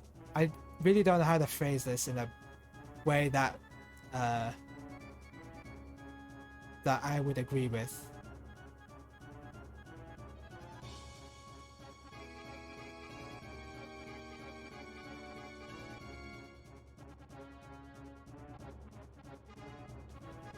I guess I would want games to be... I'm thinking about like in terms of like difficulty settings and all that.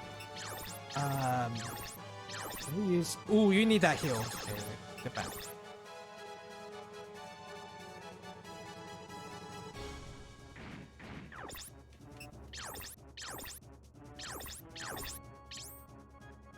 I'm trying to think in terms of how should you design a difficulty for a game, because a lot of people like I'm tripping over my words here, sorry. I'm like trying to like think about a topic that I haven't thought about for a bit, and I'm trying to like put it into words right now.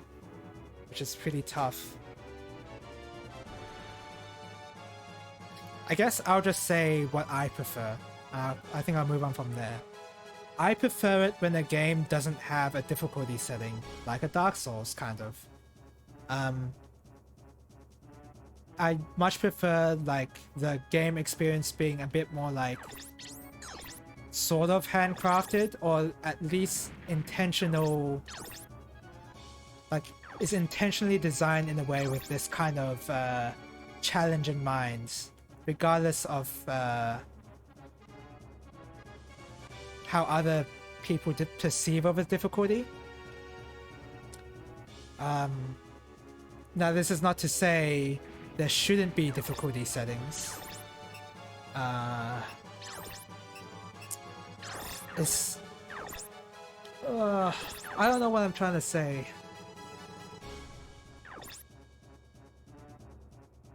You should make some games still have challenge in them. And you shouldn't just... But some people prefer games with no challenge. I'm getting off track here. I should just say what I still prefer. Sorry. I prefer a game having no difficulty setting, but I would still like it to have... I would like it to have some challenge, but and like not be very difficult still. But not too easy. And I know that's very difficult. That's a very difficult thing because people perceive difficulties in different ways. So for instance, for me, certain shmups are just gonna be easy. Well, no. Okay, here's a good example. Zero Ranger. Zero Ranger is only has one difficulty, and that's why I like the game a lot, because it's just only the one difficulty. So whenever you talk about the game with other people, people are on the same level when it comes to how they found the game experience to be.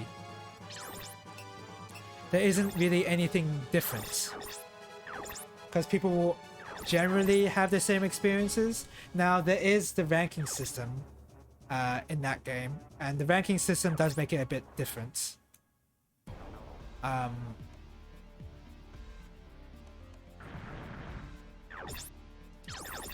But it makes discussion a lot easier, I think, because I don't have to think about, well, did this guy play on hard? Did this guy play on easy? Like, what kind of experience did this game have? Yeah.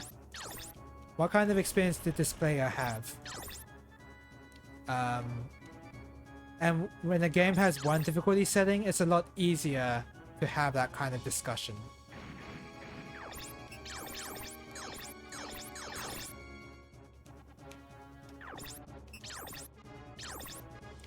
Which is why I tend to prefer games with one difficulty. However, that's like... I understand that sometimes even shmups have difficulty settings, because then they have like the easy modes, they have their normal modes, they have like the insanely hard modes and all that. So there is a place for difficulty settings.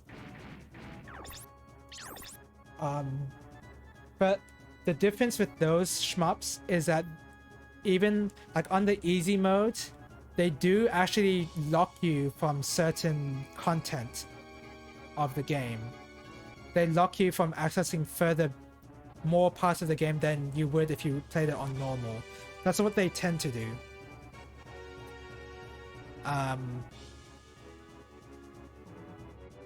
So they do try to make you play on the normal difficulty either way. I don't even know what point I'm trying to make anymore.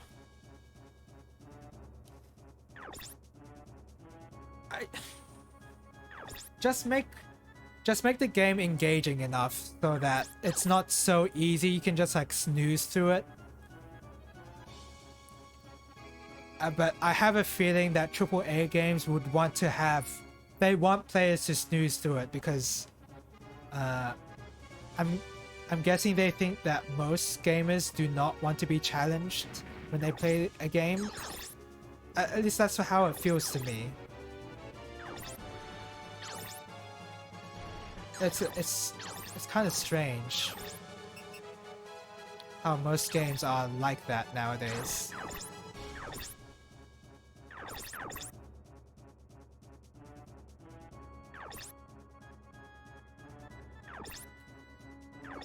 And yeah, and Sever brought it up with how there's a line between like quality of life and making it way too damn easy.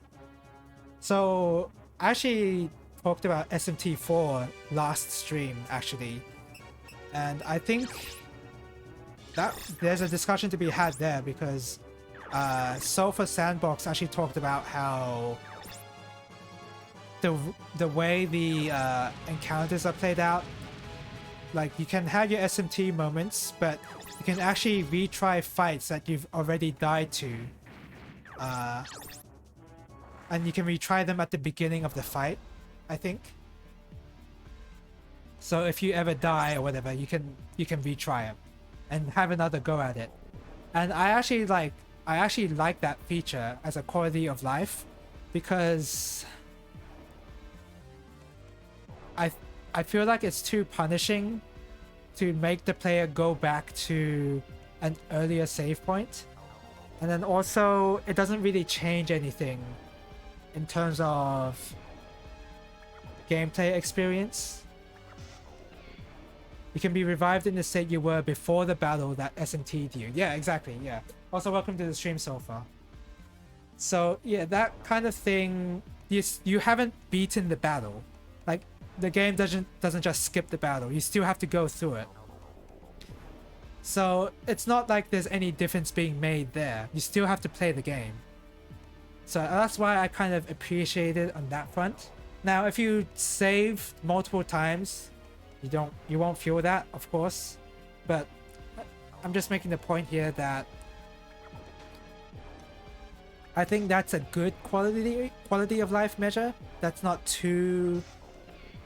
That doesn't make the game too easy.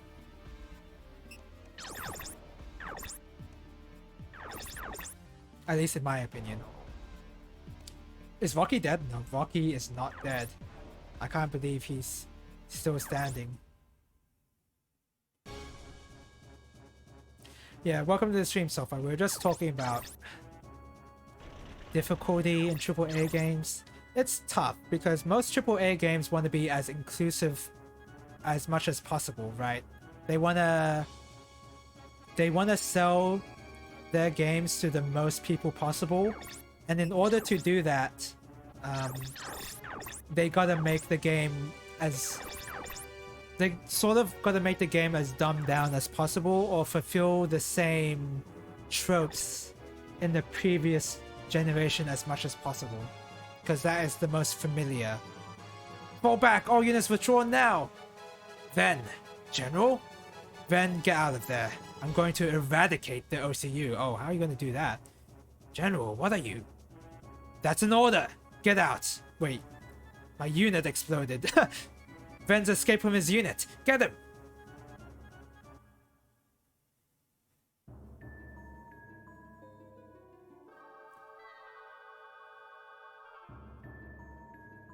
You're right, Sarabash?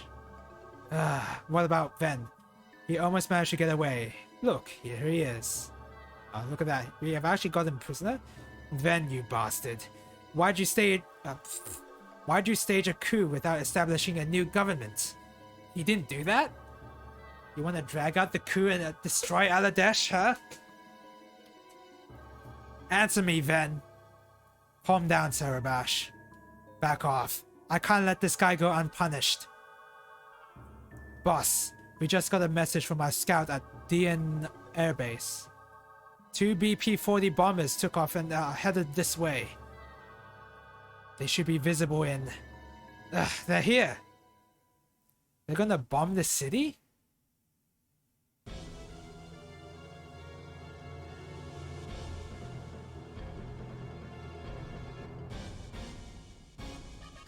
First, we gotta they're here after a pretty long load screen.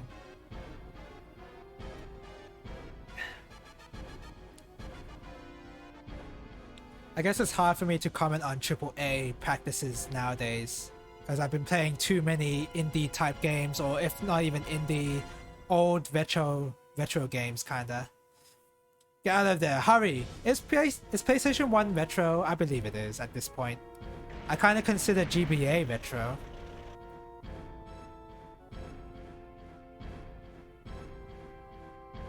Oh wow, they actually animated the bridge being destroyed. Whoa!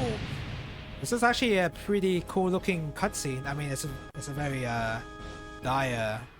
It's very dire in the story, but they actually changed how the city looked and not just like covered it with a flame effect.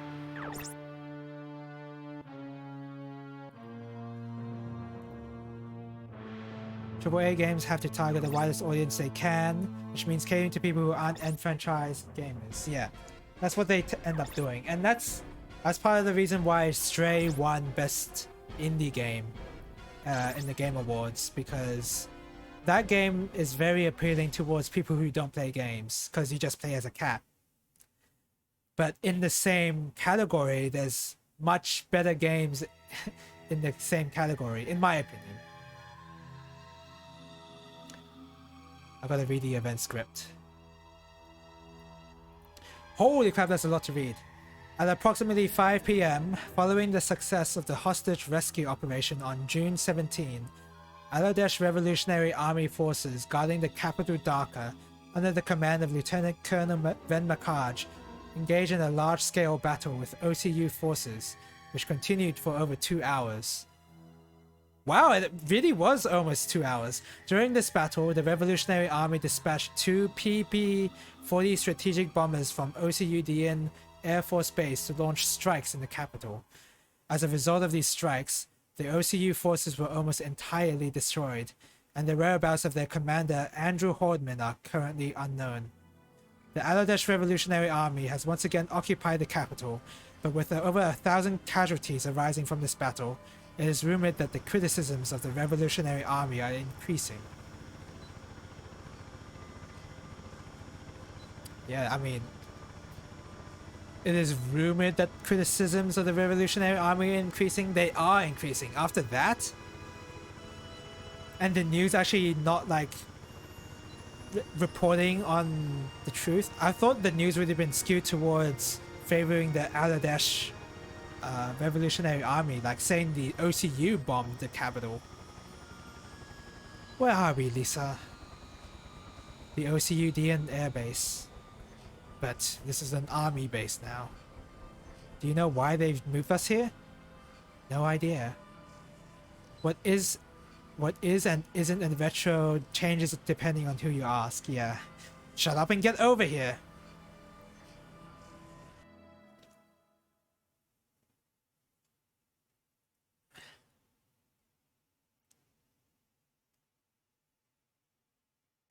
Lisa. Lisa! What? What is it, Sayuri? Daydreaming, huh? Wait, Nani? I'll try not to, like, practice my Japanese reading here. I don't think it's the time to do that. I gotta get through this game. But I will read odd sentences here and there, if I can. Is that Bo? No, that's not Bo, that's... I'm already stuck on the first kana. I should know this one. Isn't that food?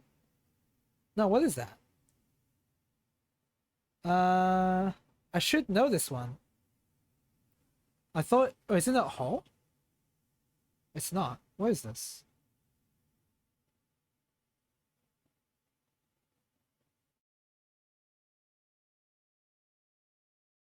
I should know this one.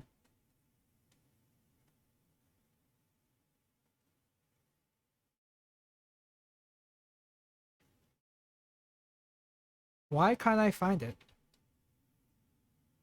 Is it a katakana thing?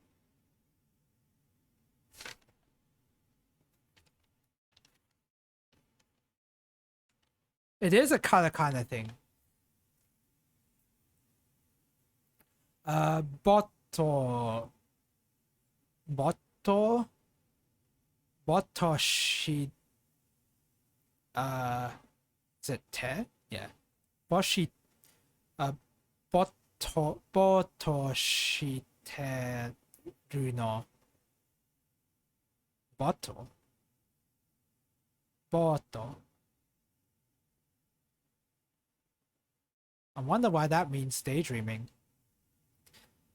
I was just thinking about when we got out of the chopper. The Revolutionary Army had far more equipment than they should.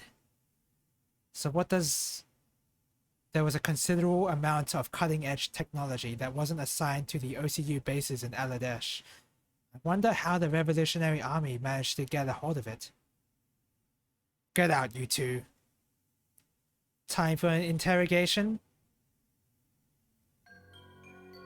No, I'm getting you out of here.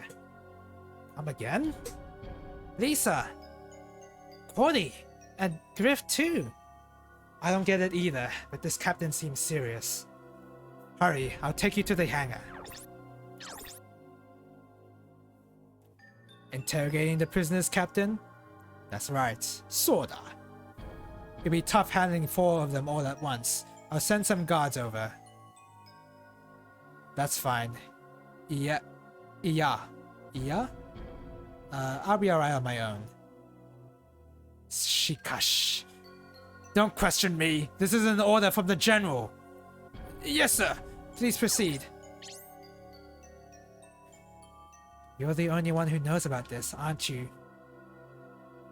For now. But it will come out pretty soon. You're a close associate of Ven's, aren't you? How come you're... The Lieutenant Colonel is MIA. There's no reason for me to be here. MIA? I'll explain later. Let's hurry to the hangar. Oops. There's our Wanzers. Your equipment is all here. I've got one more question. Are you deserting because Ven has gone missing in action? The Revolutionary Army no longer follows the Lieutenant Colonel's ideals. It's all General Gurwanda's fault. Has General Gurwanda imprisoned Ven? You might not know this, but the coup was planned by General Gurwanda and Intergehen. Intergehen. I'll interchange between the two. Intergehen? The company supplying, the Revolutionary Army with weapons. I don't know any more than that. Less talking, more helping, Lisa. Right. Oh, I almost forgot to ask, Captain, but what's your name? Oh, I can name him. Malin. Mayran.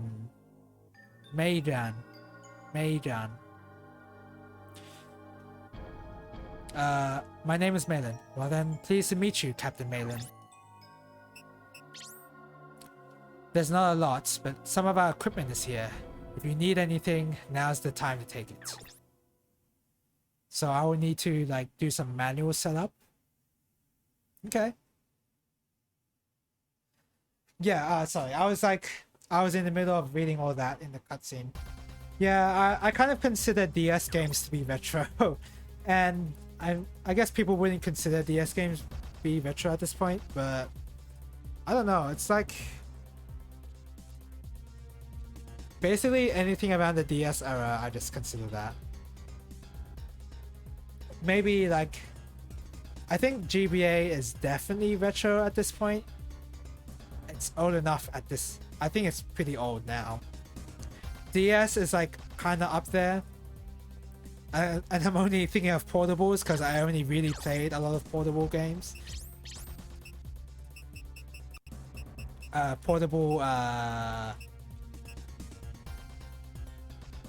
already played a lot of games on portable consoles. Those were the kind of games I played. Let's increase your mobility by a lot.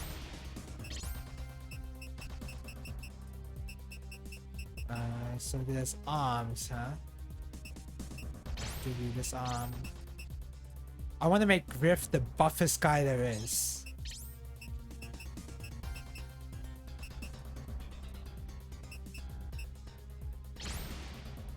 one.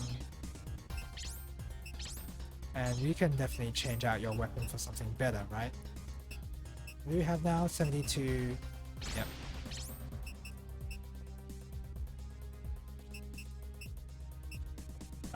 Yeah, that's good, that's good. And backpack should not be changed. Yeah, that's good. I think,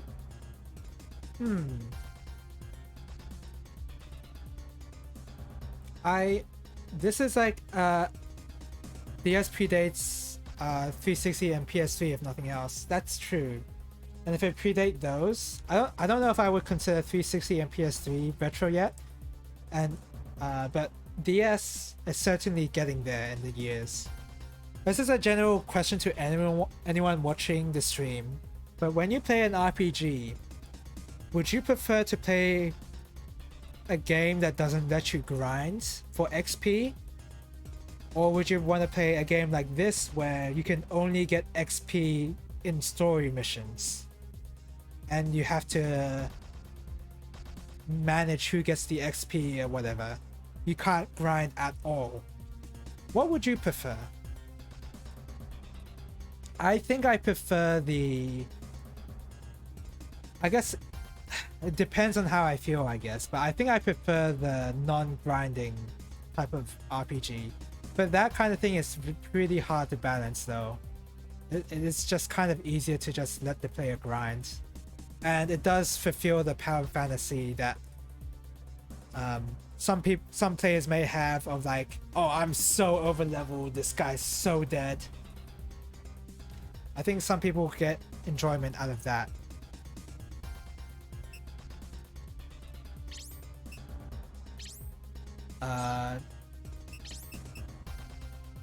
This is Lisa, correct? I don't know if Lisa would. Not that. This one's fine. If the game has endgame content, I would prefer being able to farm. If it has no endgame content, I prefer a limit to the grind. Yeah, man.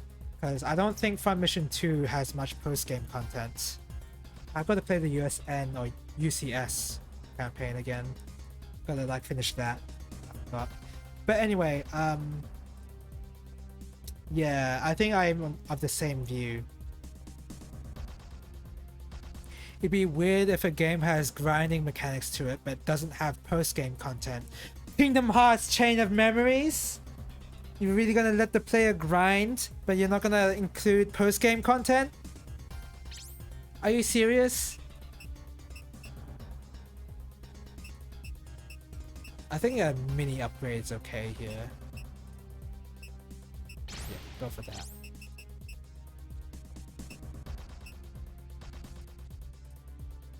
Oh wait, this... Lisa's a long-range character, isn't she? But she's also short-ranged. Yeah, get some legs here. Some weaker legs.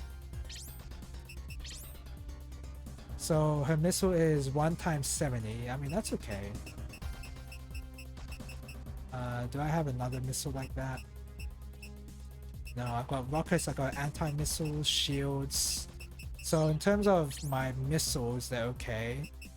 Rockets might be an improvement. They are.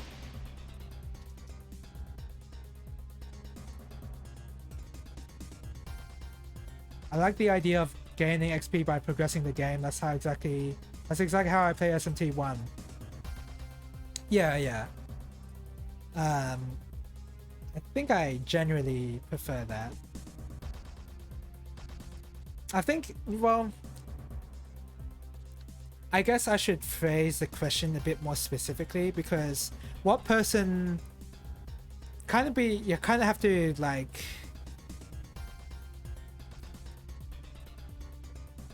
it's uncommon to prefer grinding over progression. So I think I have to phrase the question differently. Would you prefer an RPG that would have like no option of grinding whatsoever, or would you prefer to have the option of grinding?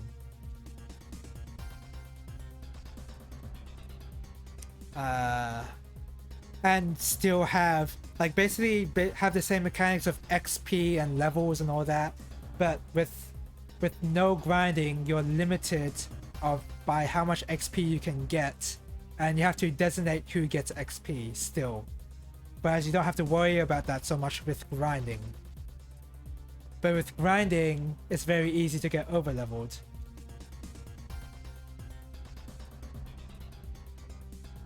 I think that's a better way to phrase it, because I think most people would like not want to grind, I think.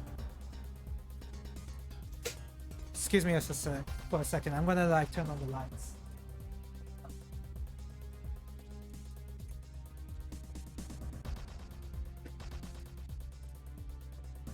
If the game has no option to grind, for instance Divinity Original Sin 2, better be very well designed. Yeah. I think you're implying that Divinity Original Sin 2 is well designed, which I think I agree with. I played that game for a bit, and it's a lot of fun. Like, I want to grind so much, but the game doesn't let you. I think that's a good way to tell that the game is well designed or something.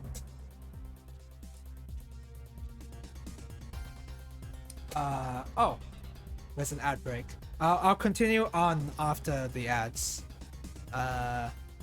I'll get to your message after the ads over.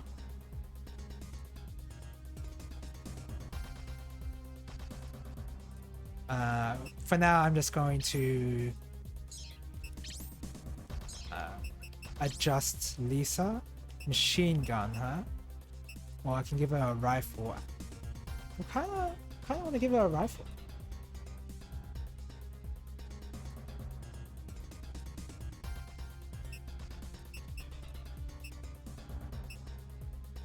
Shotgun could be good.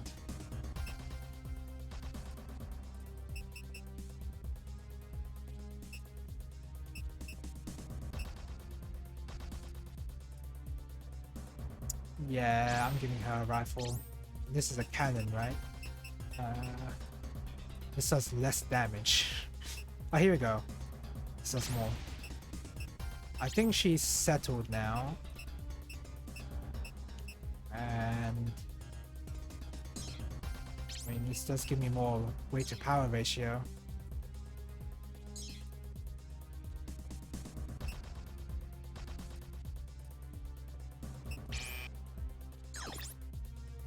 Ads are over, yay! So Sofa says the option to grind is fine as long as I'm also given the option to not grind. Yeah, I guess that's a good point to make, yeah, because you shouldn't make grinding a necessity. Yeah, that would be pretty bad. I don't trust the dev to perfect that, so I prefer to be able to farm to adjust myself to the difficulty. Yeah, that's true. I think this game has done it pretty well because I've had pretty hard missions, but they were doable and there's no grinding whatsoever. You can't get XP from the arena, so I feel like this game has done really well on that front. I point to SMT1, you can grind like crazy or you can opt to only level from bosses. Both are completely viable. Yeah, if you're like, I'd say when I say like you have the option to grind, I don't mean like grinding is a necessity, because if that's the case then there's more problems with the game than like the option of grinding or whatever. But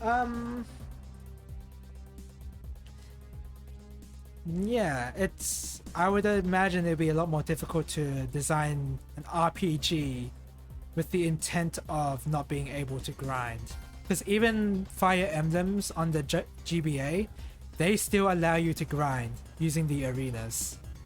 That's still a thing you can do. Even though it's mission based and you can only access arenas in some missions, you can still grind during those missions. So Fire Emblem doesn't really count as a no option grinding game, even if it feels that way.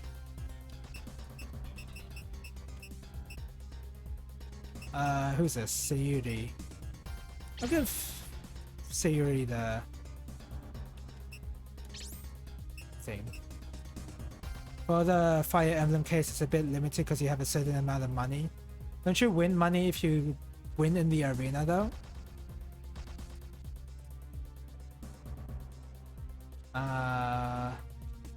Like the reward is you win in the arena, and you actually lose your character if you die in the arena, at least in the GBA versions.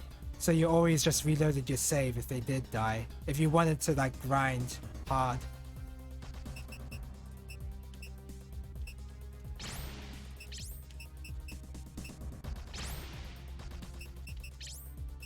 You don't need legs. That's a flamethrower.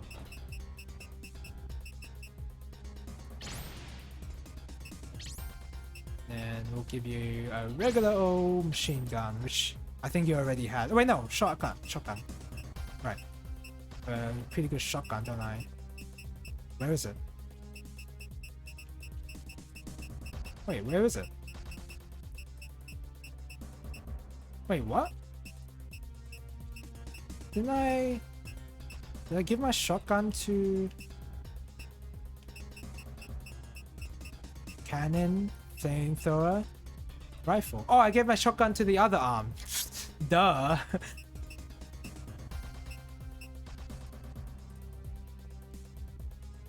Yeah, I'll stick with my machine gun. Yeah, for the arena, but at some point you just die. I was thinking about the Valney Tower only existing in Sacred Stone, I think.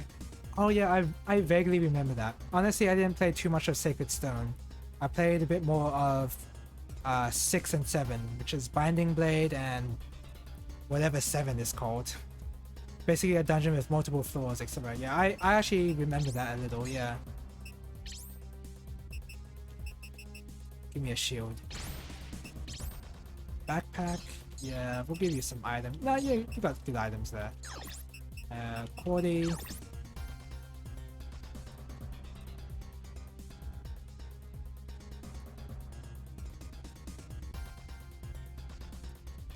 Okay. Remove that. Give. Oh, okay. I think I know how I want to do this. In the end game content, you could even recruit bad guys, which is pretty neat. That does sound pretty cool.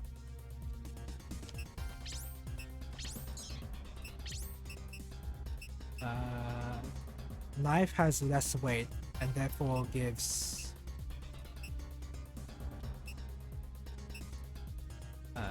it gives Griff more mobility.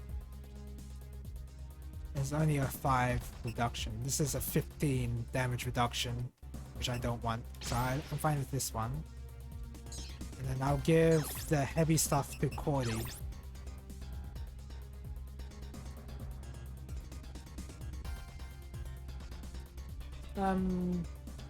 But yeah, I guess it is a lot easier to design a game to have the option of grinding than it is to not, for sure, because you have to be very aware of where players might be at like different sections of the game, and that actually, like, if you do that also, you're gonna allow the player to soft lock themselves as well. It might actually be really easy for the player to do that. So you have to be careful there too. Left arm. I'll give you. Wait, no, that's parts. Give you the heavy pound. Get the shields. 2 items.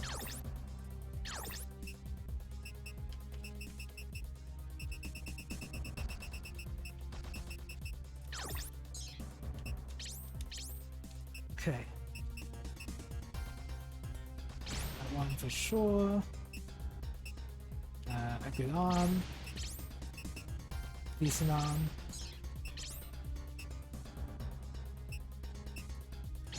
Some legs. I don't think Malin I need to configure, but I need to figure out what his ones is like. Well,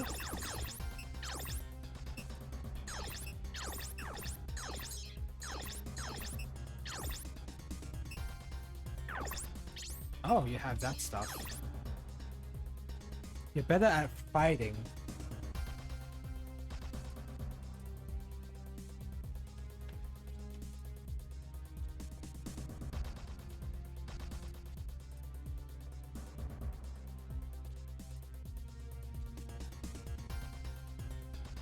Sorry, I'm thinking about how I want to build this guy, because I don't really...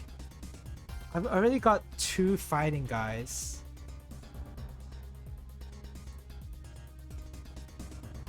Got 2 fighting guys, 1 long range person that can do a little bit of short range stuff, 1 machine gunner. I need another short range guy. I can't have another fighter. That's not how I want to build this guy.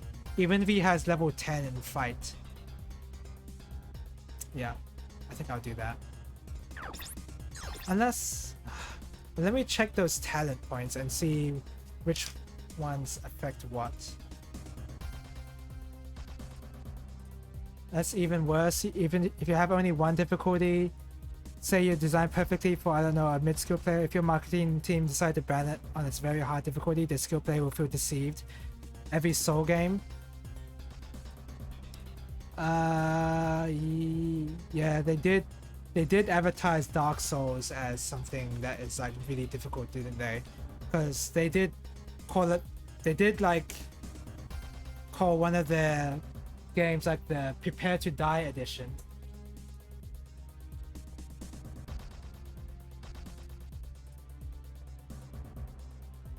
Just opening the windows a bit. They call it the Prepare to Die edition, so they were very much aware of the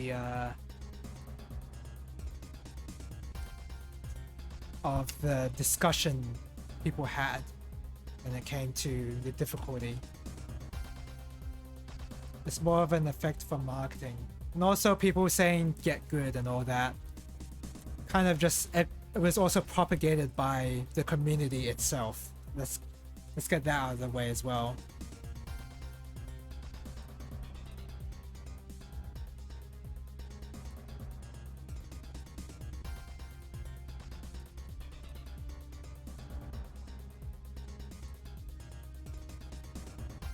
Light and short.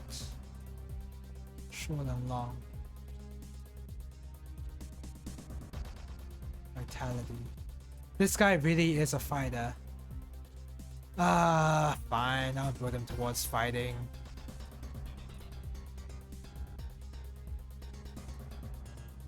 I'll make him towards fighting, whatever. On Steam, more than 25% beat Dark Souls 3, which is a huge indicator of how easy it is. Also, a lot more people gotten used to the Dark Souls gameplay as well, because back when Dark Souls 1 got released, many people were not as familiar with how the game was played. But people got more and more used to it, and as a result, the gameplay mechanics itself became a lot more easier to manage. So there's a bit of like built up knowledge going on here as well.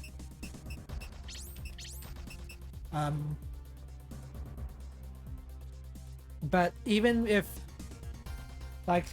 just separating itself from its marketing, I still like Dark Souls for having 1 difficulty setting, honestly. I would not prefer that game to have different difficulty settings, because I don't think it needs it. And even so, without the history, it's still pretty easy. From the moment you have 9 iframes on a single roll, yeah, it's really easy. Yeah, the thing is you have to learn that, which I mean, it is easy to learn, but like,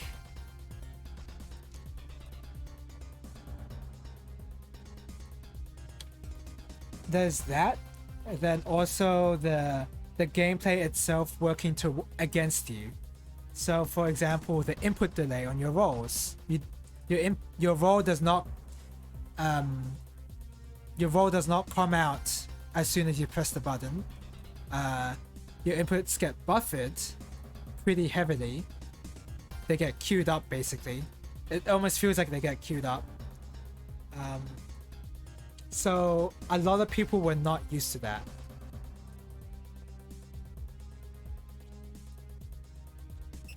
What do I want this guy to have? Burst for sure. What does dash do? I don't think I want dash. Sure. Just have him have all the generic stuff. Well, if this guy's fighting, then I'm just gonna have him only fight. Yeah, you can die once on every boss just for the time to learn the pattern. Once you know it, you beat it. Yeah, that's just Dark Souls. Yeah. Yeah, I'm bringing up the point like the mechanics of the game don't want you to make it easy. Like they're not making it easy with the input delay and the input buffers. That was a very new thing people had to work around. And I still think they should not have included the input delay.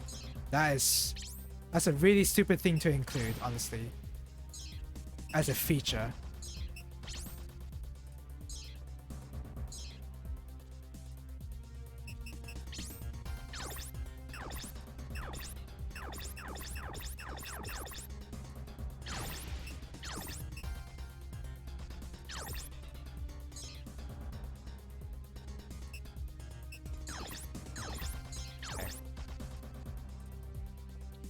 SMT is very similar, notorious for its difficulty, but not all that bad if you understand the mechanics. Yeah, a lot of memes about Matador from SMT Nocturne were all from people that were new to SMT for sure.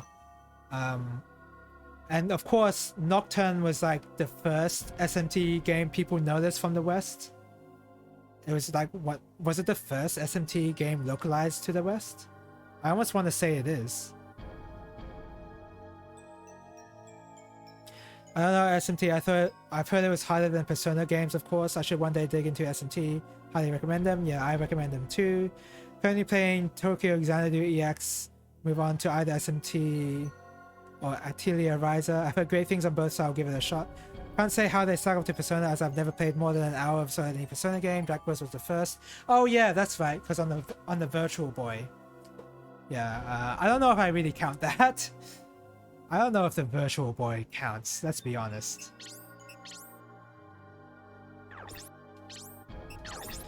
Nocturne was the first mainline game though, yeah.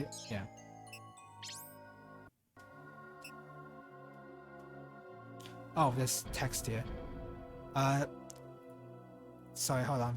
I'll get into the fight and then I'll talk more about SMT. Right then, I'll go first. Everyone follow me. Can we really trust him? I don't think we have much of a choice. Sorry, I just like skipped through the dialogue for some reason. Just a matter of not getting caught. I'm more worried about what happens after we escape the base. So yeah, I do recommend SMT if you enjoy Persona, with a caveat. Persona and SMT are different games. There's not really any visual novel aspects to SMT as there are in Persona, and you might find the characters in SMT games less interesting because it's not super, like, there are character driven moments for sure, but the focus of the game isn't really on that. The SMT focus is more on the gameplay more than Persona. Like, it has a bigger emphasis on the gameplay, and that might be a turn off for some people, I think. I actually started playing Atelier and SMT around the same time. Both are great series, and I don't think you can go wrong with either series. Time for letting me know. I guess the dice would decide for me between those two then. Look.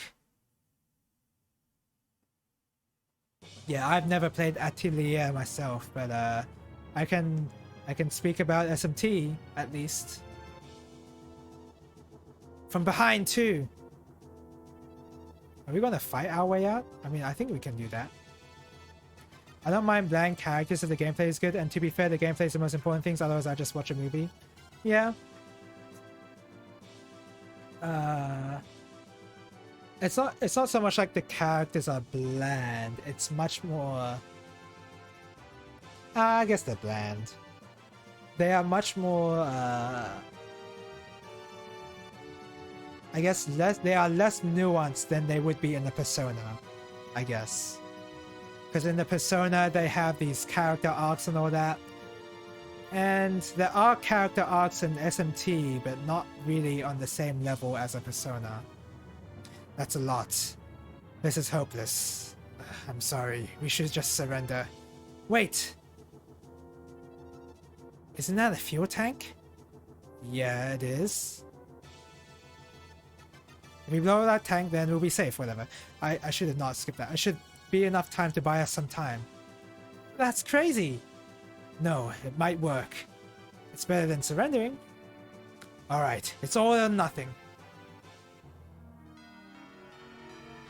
SMT characters are more so vessels to convey different perspectives on what the world should be, whereas I understand the Persona games to be much more about the people than their roles in the grand scheme of things.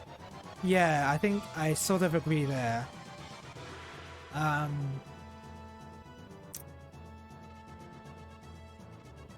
See, like, SMT4, even SMT1 and Strange Journey are not quite that first point. I mean, they sort of are, but they do have character arcs that are fairly interesting for their time. Like SMT1 is not, it's like, it's pretty simple, but what do you really expect?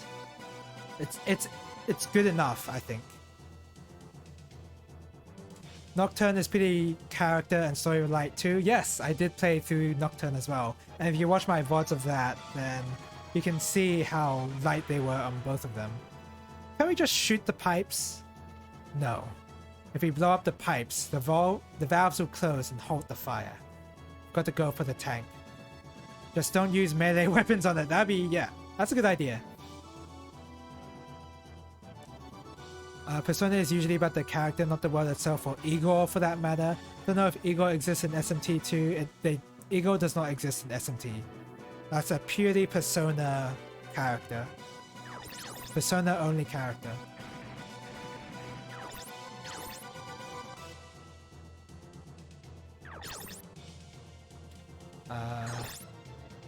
But yeah, there definitely are SMT games that have good characters and a decent story, but it's not so much rare. It's just like you might play an SMT game that has that or doesn't have that. Almost like it's kind of like a toss-up kinda. SMT4 has a lot more going on with the characters than other SMT games I've played. Yeah, exactly. That's why I brought up SMT4. SMT4, Strange Journey, those two games were like had much more interesting characters, and that's pretty uncommon for SMT games.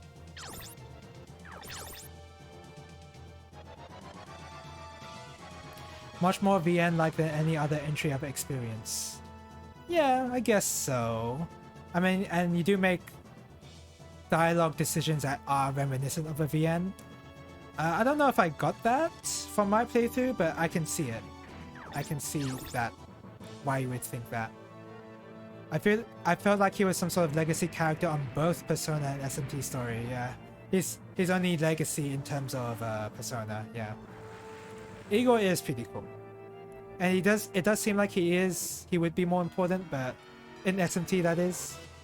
Well, I mean, not more important. It seems like he would be a legacy character, but yeah. I think he was introduced in Persona 3, I believe. Which is it's pretty new, relatively speaking, with SMT. Alright. Finger this Wanzer, Griff. Double finger, if you know what I mean. You got shot, Griff? Are you kidding me? How much damage did you take? Okay, you took nothing. That's good. The dialogue is also portrayed the same way with how they display the characters during conversations. I guess that's true, and it's like, it's not like with 3D models, it's with their portraits, and they're emoting with the portraits. So yeah, I can understand how you feel that way with the VN like.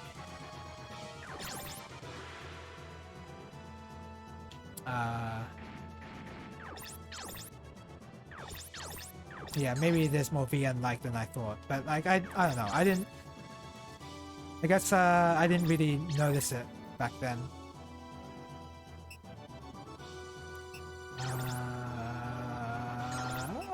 Flamethrower him. Critical, best position.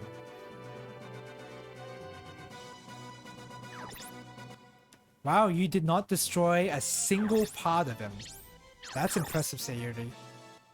And you took a massive amount of damage as a result. Good work.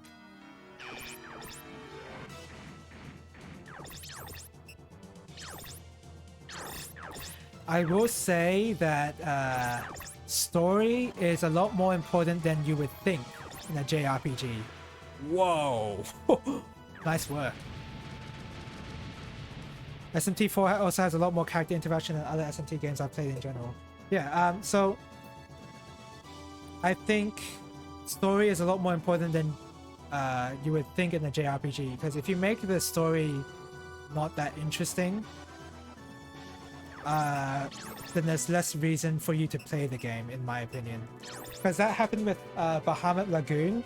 I thought the gameplay sections were somewhat interesting. They were pretty easy, honestly, but the way you had to handle strategy for Bahamut Lagoon, I thought that was pretty decent.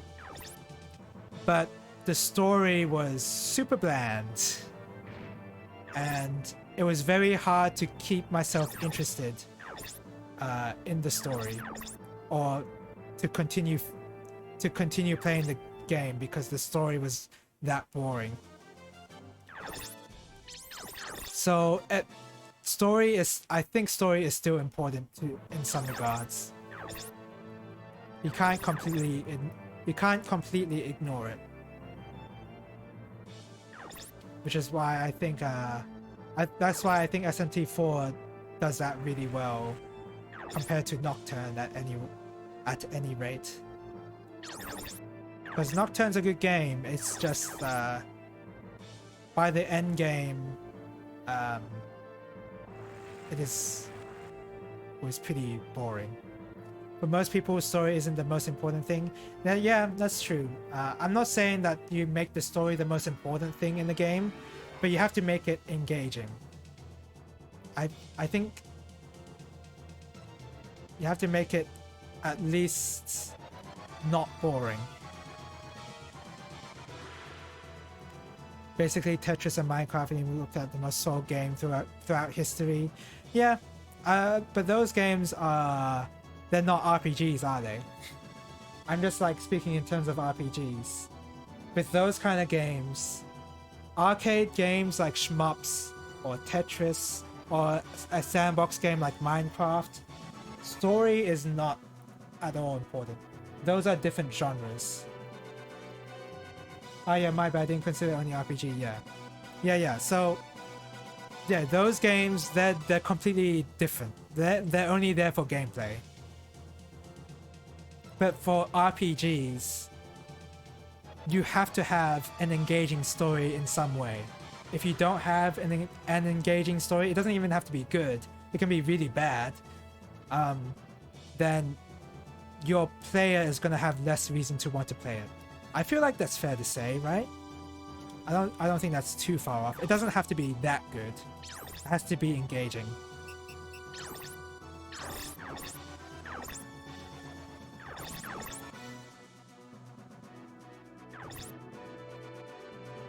And with Nocturne, like, yeah, it was getting a bit boring near the end, but I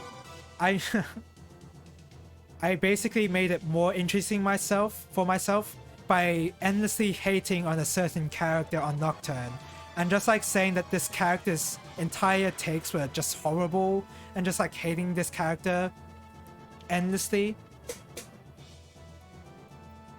And that made it much more interesting for me, because I disagreed with everything he was saying about his worldview.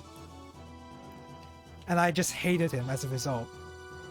So that made it more engaging for me. So I wanted to play through the game more. Even though that was a little self-inflicted.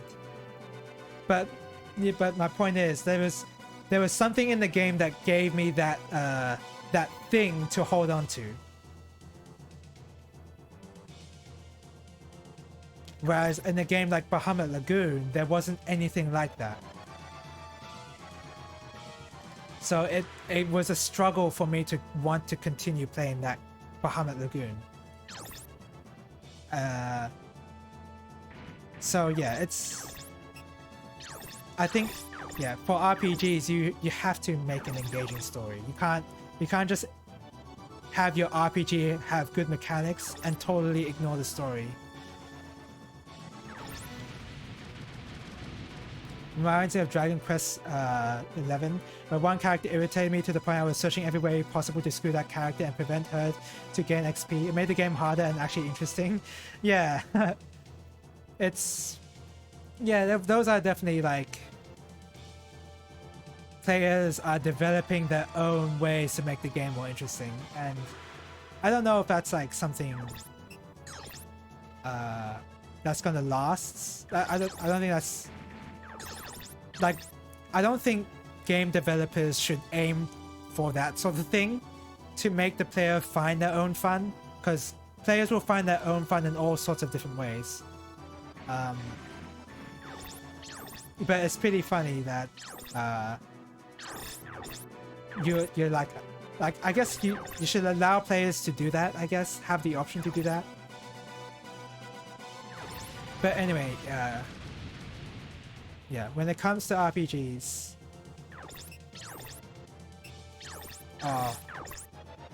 that was the worst time to stop talking there. Okay, well,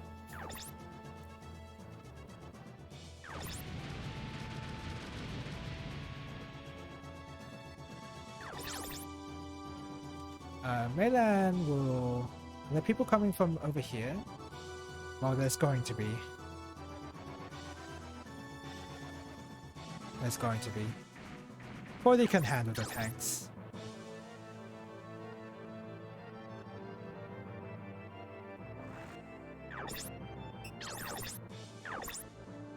Is it really for 90 seconds? Maybe I should like start up a stopwatch every time it starts up, just to make sure that the ads are actually going for 90 seconds. Oh, while the ads are playing, I should get myself some water.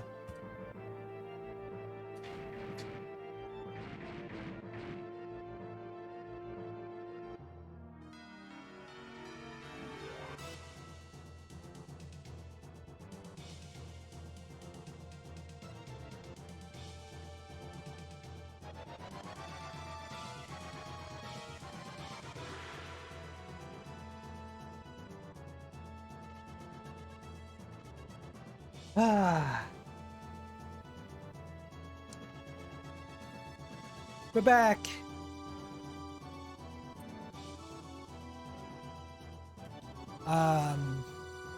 Yeah, I've only just started recently playing ads every 30 minutes to disable pre-rolls for any potential new viewers.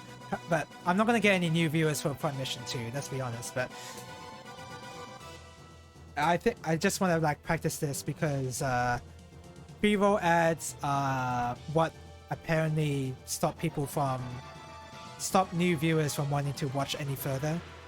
So that's why I've put 90-second ads every 30 minutes. Okay, let's get quality with the group. So if you have an issue with it, get an ad blocker. I'm deadly serious. Don't sub to me. Just get an ad blocker. Because I don't really have anything to offer if somebody does subscribe. Like, what do I have? My crappy emotes? I haven't even finished the... I haven't even fully decided what kind of emote list I have. I want to have, I mean. I think I want to base them all on the champs, the ducks. But it's pretty hard to like I gotta figure out like the exact faces from the game to use, which is a little difficult. And I might have to resort to making my own, and making my own is gonna be real difficult.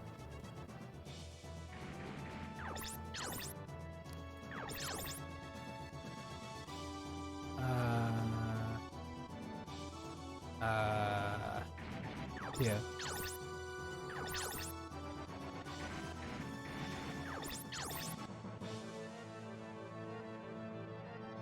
So, but yeah, get an ad blocker. There's no point really subbing to me. It's not like I get that much money out of it. I don't get much money out of ads either. So me putting on a lot of ads is only for disabling pre-roll. It is not for getting more ad money, because there's no money in ads. You don't get anything for it, so that is the only reason why I pay ads, for pre-rolls, to disable them.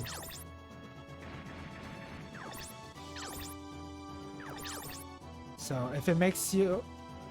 So I highly recommend an ad blocker, honestly.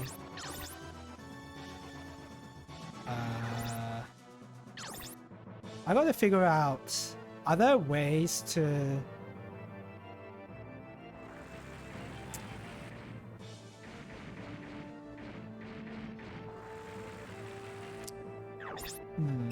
This is gonna be a weird question, but why do people sub? I guess the same reason why people donate, I guess. But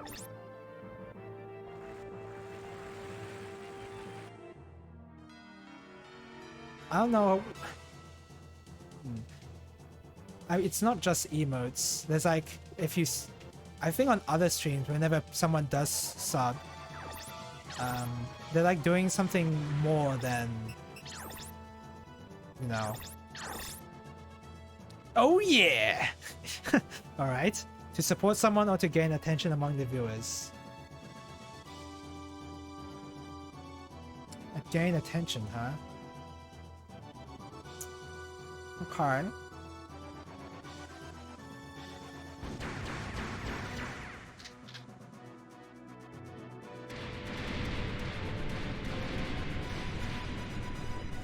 Yeah, I mean... It's not like I can really think about ad-free viewing, emotes, supporting a creator, have the name displayed on stream, meet sub goals. Oh, I guess I don't have sub goals, huh? Should I have sub goals? I'm not even sure what kind of sub goal I would have. Like, what's the... I guess I guess the problem is I'm trying to detach myself as far away from Twitch as much as possible. So that's part of the problem. As long as you have fun streaming like the rest doesn't matter. Yeah, I mean, yeah, again, that's exactly why I haven't really thought about this too much, even though I've been streaming for a while. It's because I do have fun streaming.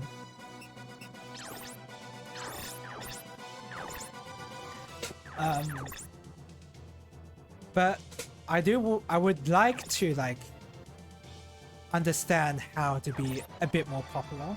Like, I don't want to like stream for the express purpose of not getting popular. I mean, I'm streaming to have fun, but then I also want to... I do want to grow, sorta. And, I mean, well... I mean, at this point, I should be thinking about growing the channel more than getting subs. I mean, that's why I've been disabling pre-rolls. But,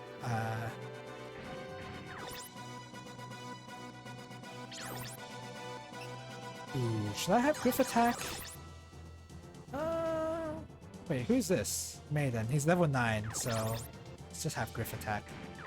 Sadly, people on Twitch mostly act like sheep and follow the already big streamer or follows the trend. That's most people in general. Yep, I think that's most people in general.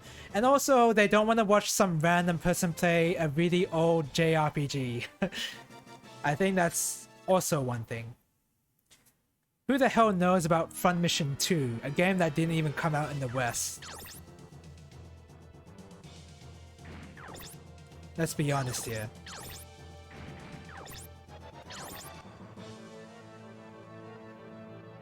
I doubt Front Mission 2 is a huge way to get viewers, and that being said, if you have 3 viewers on a regular basis, you already have more than 90% of the streamer base. Yeah, that's true. Don't get me wrong. I am extremely... I appreciate heavily that you guys are here to watch me play some boring old JRPG, even though I'm having fun playing. I'm having fun playing this. Didn't I just destroy the tank? What's going on? I guess I gotta follow the pipe. Niche content also attracts less people, yeah. Are there any other tanks I have to... Okay, I guess not. Yeah, and also the fact that I'm just playing whatever I want, and being a variety streamer is not a good way to gain popularity at all. Oh wait, where do I wanna... Here. And Malin support Griff a little. And Lisa can hand back. Oh wait, Lisa already attacked. Oh wait, this is Lisa. Who the hell is this? Oh, Cordy.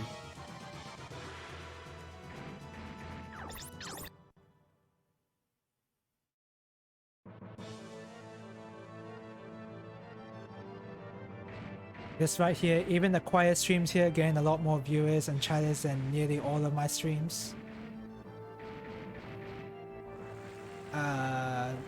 Yeah.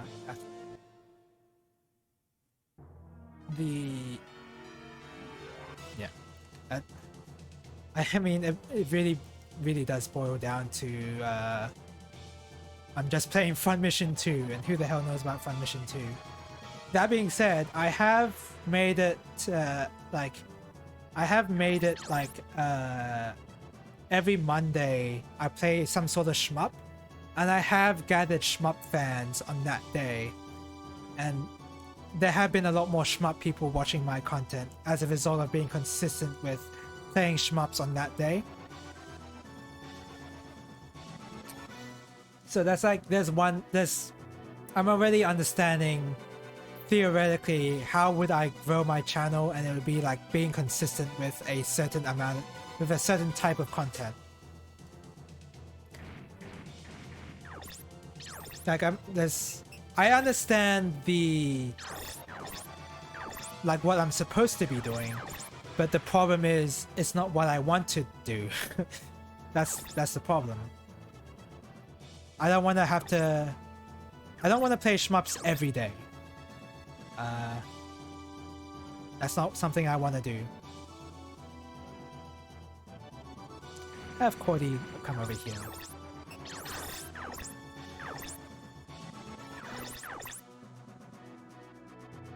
Plus, it is heavily luck-based. Yeah, yeah, it is. It's pretty. It is very heavily luck-based. Yeah, no doubt about that. Man, do I want to go in on this or not? I don't know if I'll get Lisa closer. Can she shoot somebody right now? She can.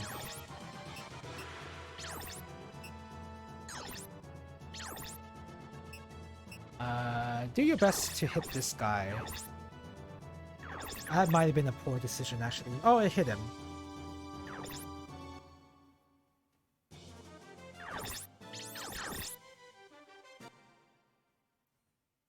But, I mean, I do have... There's still... Even though it's luck-based and, like, I still need to grow a following and all that, etc. There's still a lot more I can do for subscribers to, like, want to subscribe. Like, having a better emote list. Having, like, well, yeah, that. having a sub goal, I guess, having something special once I reach the sub goal, stuff like that. There's still more I can.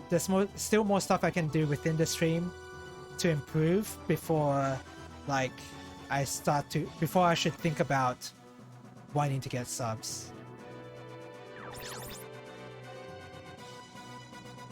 But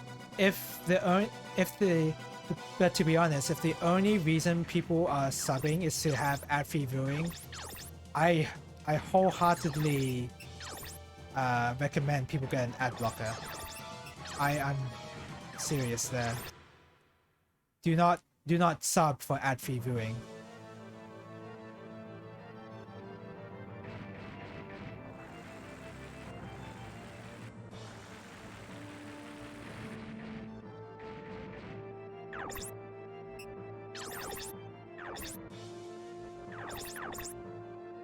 I think that's pretty reasonable to say.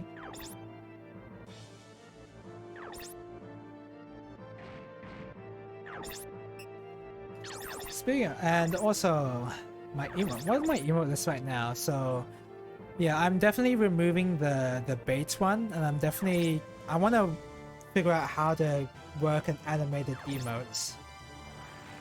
I need to figure out how I want that to. Oh well. I have an idea of an animated emote, but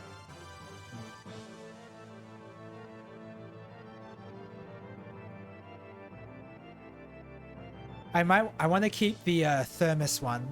I've not been using a thermo cafe recently because it has been the wrong temperature to have hot water. What was the? It was like 40 degrees outside, 40 degrees Celsius. It is 35 degrees Celsius outside right now. And it is currently 9:35 p.m. That's how hot it is. Oh, it's gonna rain later? I gotta bring in the clothes. Okay, I have to remember to do that. But yeah, it's really hot outside right now.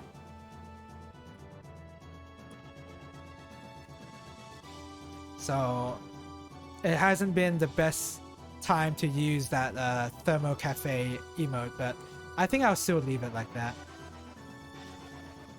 I like the spicy one. It's just the bait one and the laughing emote that I don't really like. I'm gonna change those at some point. Cody is nearly dead. Why are you nearly dead?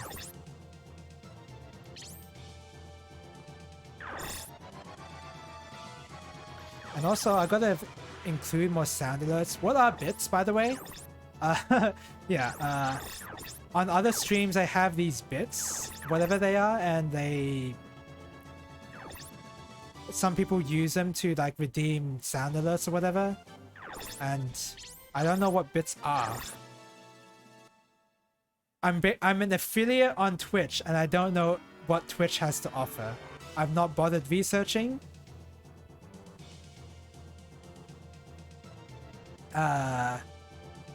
And every time I do research, it's almost always I don't really care. But I think I should be caring is the thing. Okay, Lisa, shoot your Goliath. This guy. I love hearing you say how hot it is there while I'm shivering. Yeah. Such is the nature of our world for having different climates. It was like I actually went outside for a bit, like at noon, to bring the bins to the front of the house. It was blazingly hot. Like you could, it was sunburningly hot almost. And yeah, it was crazy hot. And you know what? 40 degrees isn't even that hot. Isn't that crazy? We can get warmer than that.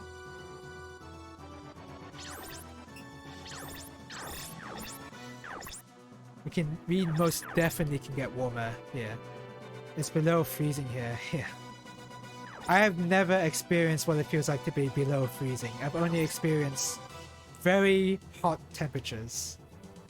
So I can't even really imagine how you feel. Like in our winters, we only reach like 13 degrees Celsius or something like not even below freezing. And I think that's cold.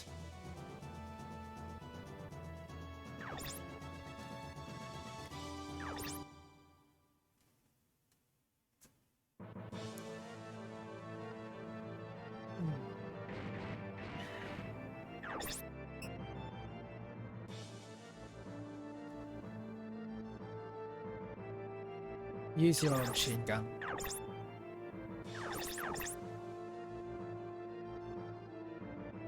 Eight degrees here with some sunlight, so it's okay. Okay, yeah, that's. I mean, yeah, that's not too bad. It's pretty cold for me. I would be like huddling up with 2 blankets, but it's not too bad, comparatively speaking. That's like about the same. That would be like a winter night in Australia here. Unfortunately, at around this time, that New Year's and January, it is bushfire month. It is the bushfire season, so I hope we don't get any bushfires. I hope our government will do a better job than last time and actually fund our fire emergency team, our fire emergency department. I hope they will, in case a bushfire does come out. But I'm not really holding up high hopes. Above 2 degrees, I'm okay. I can stay in t-shirt. Under it becomes difficult. I would not be able to stay under a t-shirt above 2 at 2 degrees over here. It's not even as cold as it can get. We're getting below 0 Fahrenheit temperature sometimes. Really? Is that Fahrenheit? That's crazy.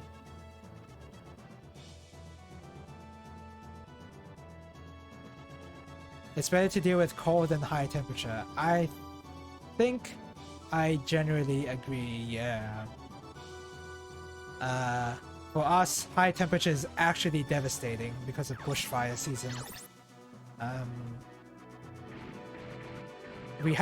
don't recall any problems we've ever had with the cold.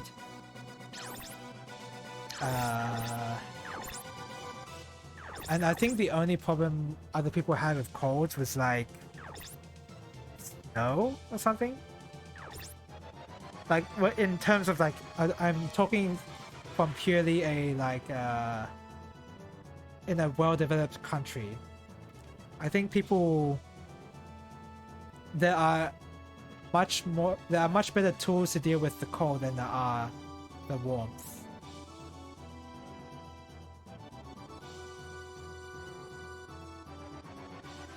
And the only issue becomes like snow build-up, I think. I think people had to like shovel out snow from their garage at some points because of a snowstorm and all that. I think there was that sort of stuff going on.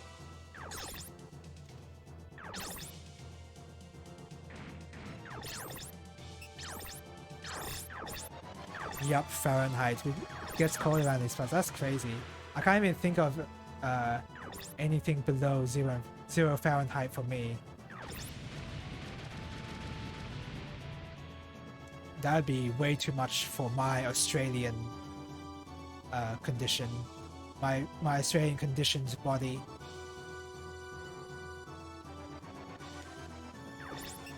Who hasn't moved yet? Oh, Sayuri.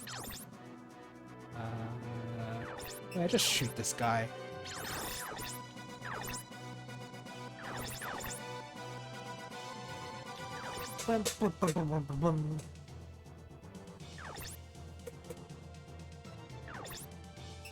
Kill this guy.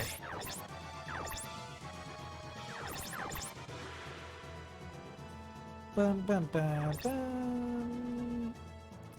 But apparently it's gonna rain. Oh, let me check the weather tomorrow. Oh, it looks like it's gonna be 22 tomorrow. 22 degrees tomorrow. I think that's because of the rain and the clouds. So that's not gonna be too bad. I just can't believe we just got a 40 degrees Celsius day just for no reason.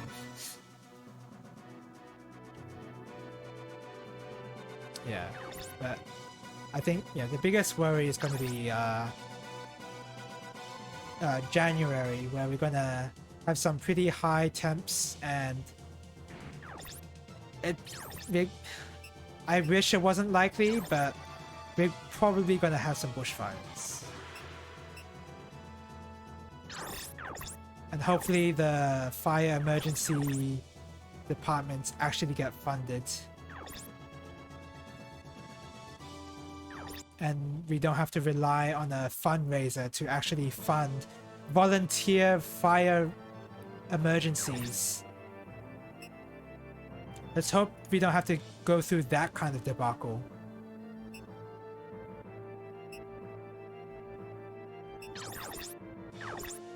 Oh, it wasn't... No, okay. Well, no, our government wasn't funding exactly... It wasn't fire emergency departments they weren't funding. It was fire relief... It was fire relief payments, I think. They didn't want to give money to people who were suffering from bushfires. Something like that. I could be wrong on my specifics here. But I just recall, like, around 2020, I believe it was 2020, we actually had a fighting game bushfire fundraiser where we played. It was basically an online fighting game tournament because there was COVID. We could only have online stuff. An online fighting game tournament that was basically a fundraiser for people that were actually fighting bushfires as a volunteer, and I think also relief victims, maybe.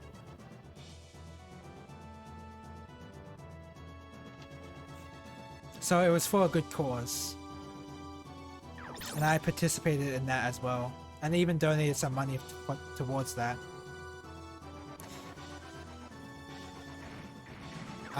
But I really, I don't know, I guess I would be willing to do it again, but I hope the situation where that happens doesn't happen again. I wouldn't want it to happen. Anyway, let's not talk about that sort of stuff anymore. It's very depressing stuff. This guy, let's have Sayuri shoot this guy. I would like to be able to experience snow for at least once in my life. The closest thing I've experienced to snow would be ice skating in an ice rink. That's not even snow. Like, that's the closest I've been to, like... I've never experienced it, no. I want to at least, like, have the feeling of, like, walking in snow and making a snowball at some point.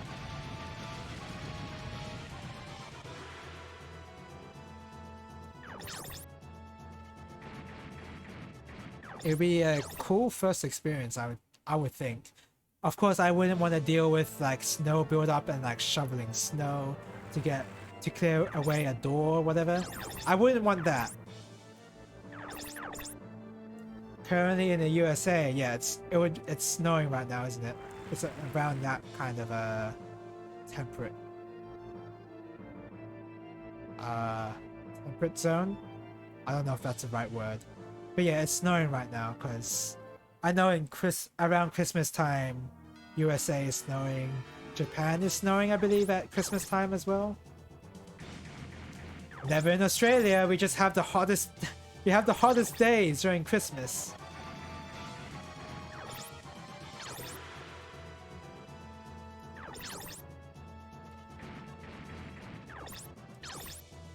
Excuse me.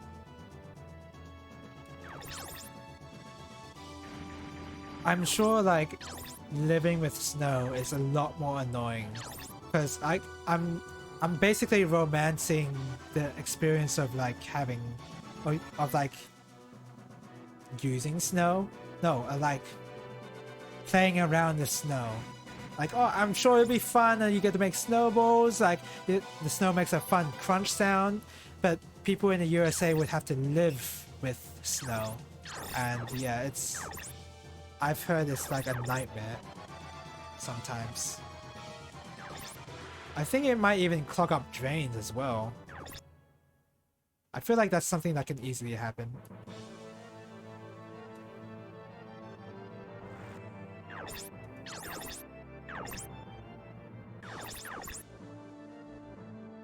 So yeah, it's a purely romantic. I have a purely romantic point of view towards snow, only because I haven't experienced it.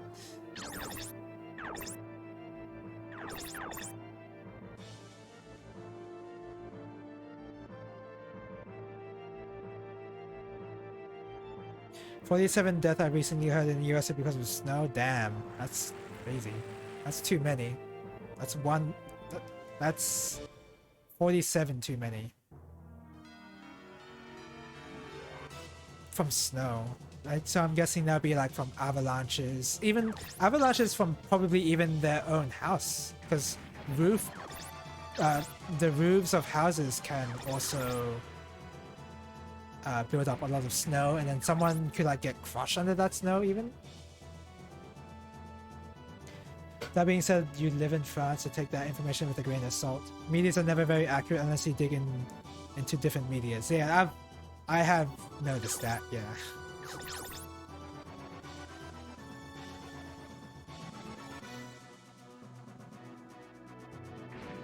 Snow is great, but the novelty tends to wear off after a couple of years from what I hear. I'm sure that's entirely accurate as well. I'm sure that's very much true. If I understand right, some cities are confined, blocked by the snow, some people die inside the house. Damn. That's crazy. That's a crazy story. That can happen too. Black ice in particular is crazy dangerous? What is that? What's black ice?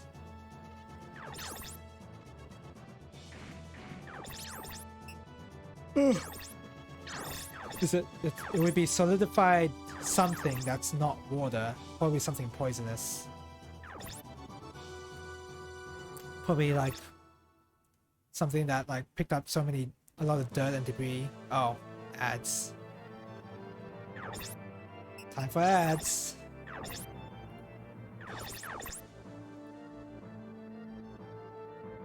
I'll talk more about it after the ads.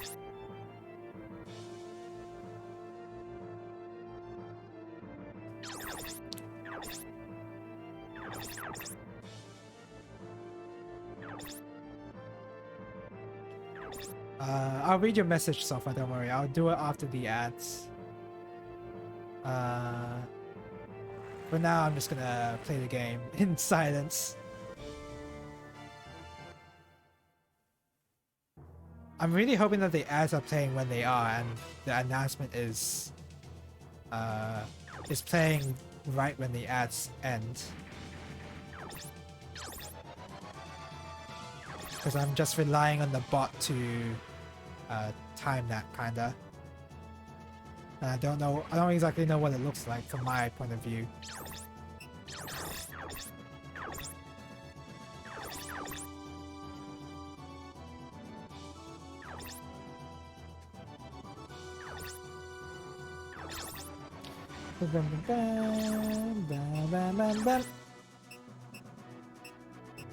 Kill this guy. Please aim. Please aim, Lisa. Okay, good. Oh, that's over. Yay! Oh, nice level up. Pretty good. There's a thin layer of ice that is nearly invisible. Causes a lot of car wrecks. Oh, like it builds up on the asphalt of the roads. And it doesn't look like it's the road doesn't look like it's icy, but it actually is. So it's very slippery, and people misjudge the braking distance because of that. Is that what that is? Exactly. Oh yeah, okay, yeah, that would be extremely dangerous. Yeah. Is it at least? Is it not shiny or whatever? I don't know. Yeah, that would be it. I'm thinking of ice in that it's shiny, but not really. Ice isn't that shiny sometimes. Usually it's when it rains and goes below 0 degrees to it becomes like an ice rink. Yeah, that's highly dangerous.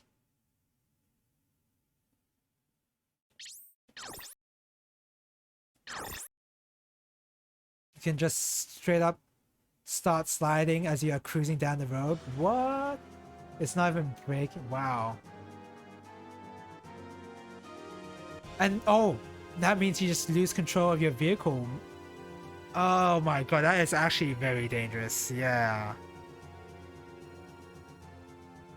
Because when your car starts sliding, then your wheels lose traction. When your wheels lose traction, then you can't turn or make any braking doesn't do anything. Yeah, that's bad. Basically everything about a car doesn't work once it starts sliding like that. Borneo is close to here. Nah, we should head for the sea. It's closer. It's a bit far, but Diaraba works. There's also whiteout conditions, which make matters even worse. Is that like during a snowstorm or something? And making visibility very hard, like making visibility very short. There's like a lot of fog, I think. Is that what you mean? I would imagine that in like these cold temperatures there would be a lot of fog. Which is safer. No place is safe in Aladesh. Let's head for Diaraba.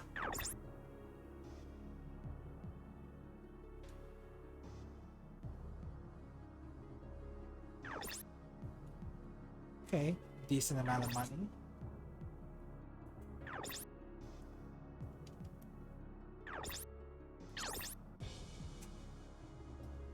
So it's good that I focus more on playing the game than trying to read Japanese text to stream, huh?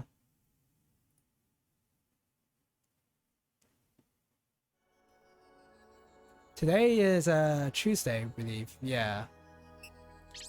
Today is Tuesday. So Wednesday and Thursday I probably will be playing more Fun Mission 2. Maybe I'll change my mind and play a shmup. Here's the thing, I'm very indecisive when it comes to the kind of games I actually want to play on stream. And sometimes I will just not stream because I don't feel like it. So that's also hampering any kind of growth that I would possibly get. Yep, when the snowfall is so thick that even high beams can't cut more than a few feet in front of you, and you may not even be able to see the road or the cars next to you. Yeah, that's... I don't think we've ever experienced anything like that in Australia. Oh no, yeah, we have. There has been like pretty foggy conditions, but not nearly as bad as what you're describing.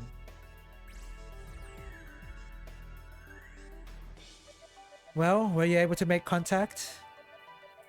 So, yeah, I mean, yeah, it's, living with snow is completely different than experiencing snow. I realize that. Living with snow sounds like a rough time. Nope, no reply at all. Can't get through on the satellite uplink or the naval comnet. This wireless transceiver's too weak. It can't get through. After we made it all the way to Diaraba, there's still nothing we can do. Let's look for the Mafia's Agit. Maybe Thomas and his men will be there. We don't know where the Agit is, right? All we can do is look. Oh, you can access the network and read Malin's history in the Aladesh Forces database. I want to do that. because apparently the character itself has commentary on his own service record. That's really cool. I wish there was more of that going on. In the Aladesh Forces database.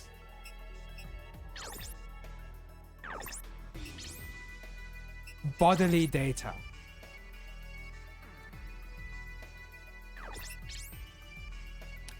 Mechanized division of the Aladesh Army rank Army Captain. Wow, you're pretty young for your rank.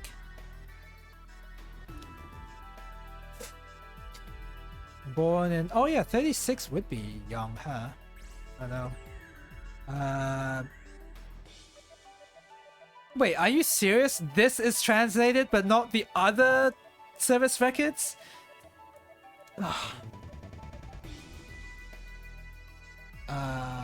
Born July 25th, 2065, and rank per People's Republic of Bangladesh. So before it was known as Aladesh. 2084, after graduating from high school, entered Army Officers Academy.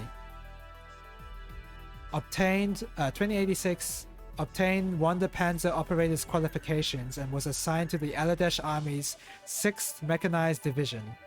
This time, he held the rank of 2nd Lieutenant. Man, I'm so glad I can read this sort of stuff. That is actually legible dialogue. I've had to help people dig their cars out of the snow in the middle of the road. I've had to do that for like on the beach when people are like stuck in sand. Yeah, it sounds like a rough time.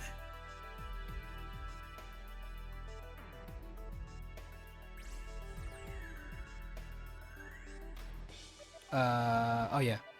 Assumed position of commander in 2nd Mobile Company of the 6th Mechanized Division. Promoted to a rank of lieutenant.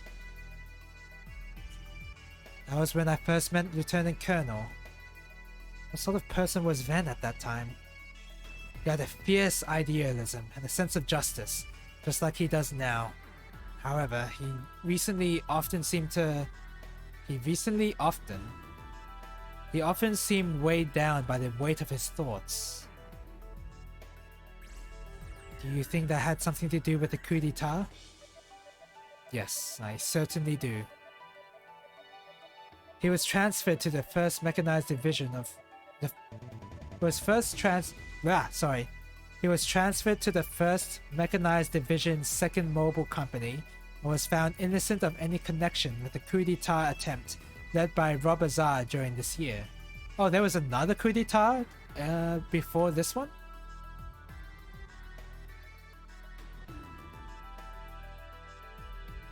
Let me read the...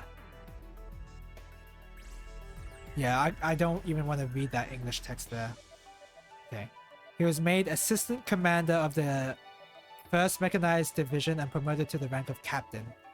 Rough time indeed, particularly since those issues tend to happen during times of low visibility. At night, I imagine. I assume night exacerbates the situation even further.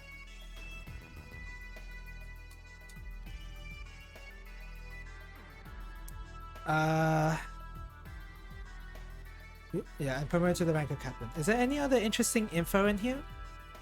Just what's in the Army's information forum. If you manually input alerts into the system, you can read it. But I can't say it's anything especially interesting. Let's do that.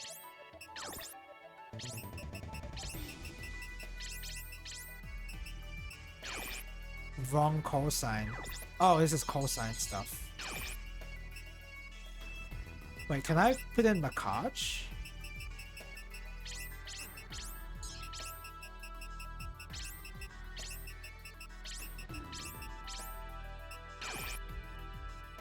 Yeah.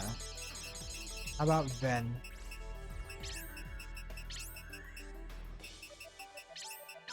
Oh, that totally works.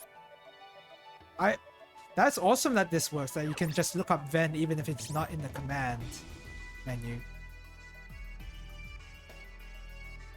I'm not going to read this because this is going to be too hard for me to like translate it and be interested in the story. Or not interested, engaged with the story. Yeah, so he participated in the coup that was mentioned earlier.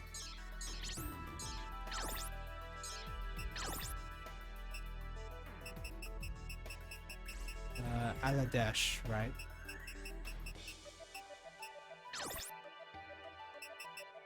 Alert.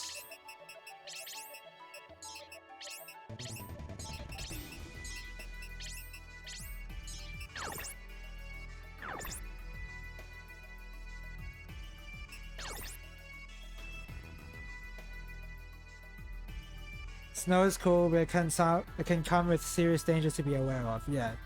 Again, like I only ever thought about snow with regards to like build up in the houses and like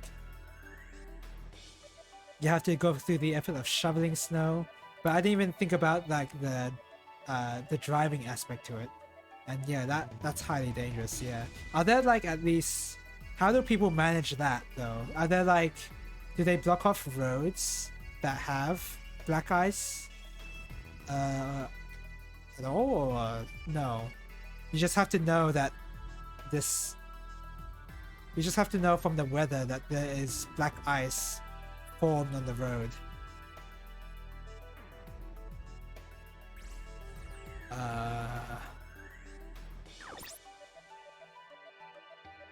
Access Madelin's information and read the section on the Air Force.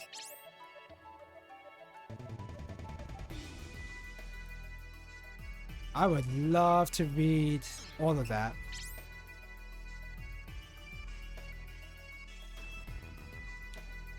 Tactics fighters 58 planes, VTOL attack is 16. That's not a lot. Number of wing planes of transportation. Patrol information type 45 planes. Have a good chuckle around here when you hear cities in the south shutting down over an inch of snow, but they also don't know how to deal with it, and the infrastructure isn't built for it.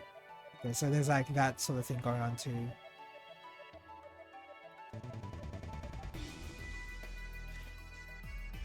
Though Aladesh Air Force held more than 250 planes, only has 3 Welcome Aviation and 2 Tactics Attack companies for the pandemic reason, so they don't have as strong of an air force. Is that what I'm reading? Use is limited between the air force because of sharing of a general airport. Okay. So there are air force bases, but they share with an airport.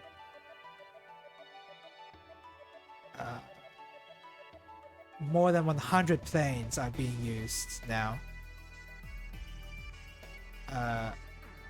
Not exaggeration, even if, say, to depend on OCUDN stationing Air Defense Force Base.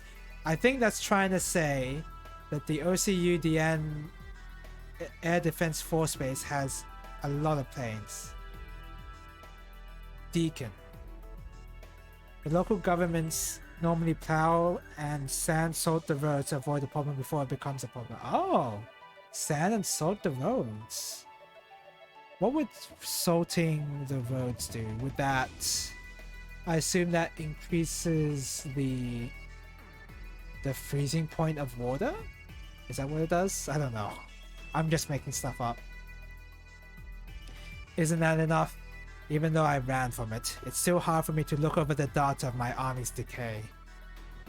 Changes the freezing temperature of the water. Oh, okay, I was right. Wait, what is this character string displayed on the console? Deacon, seems like a password. Where can we input it? I don't know. Well, the notepad is telling me, so...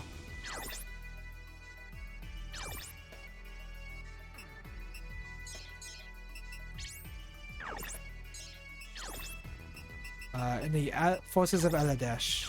So here. The rougher surface also makes the ice that does form less slick. Yeah, increased surface. Increase surface area, yeah. Decoy. Freezing point depression, it lowers the freezing point of water basically. Yeah, that makes a lot of sense.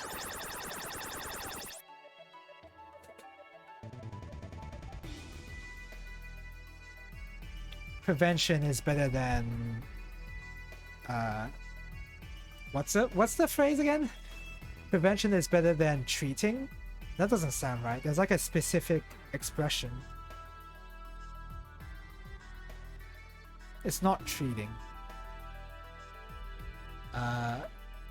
Seems like my call sign isn't going to work. Who should we use then?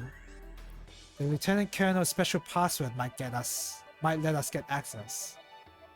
We also have winter tires that have better traction for the slick environment. Is that something you have to knowingly put on in preparation for the season? Or do you always have winter tires?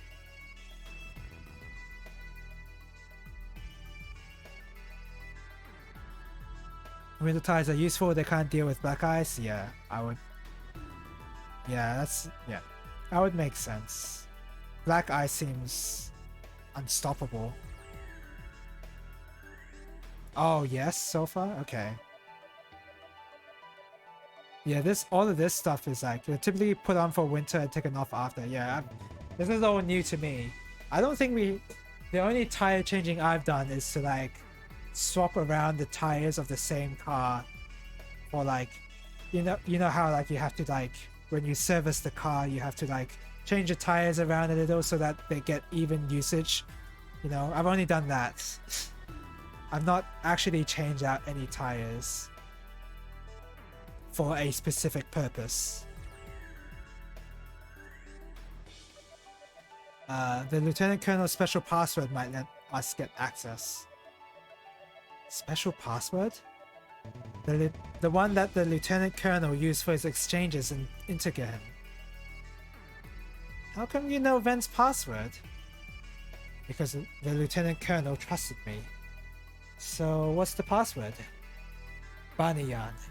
The name of a poet the Lieutenant Colonel liked.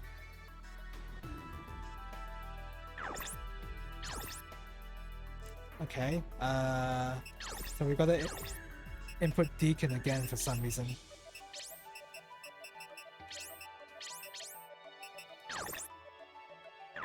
And input Banayan.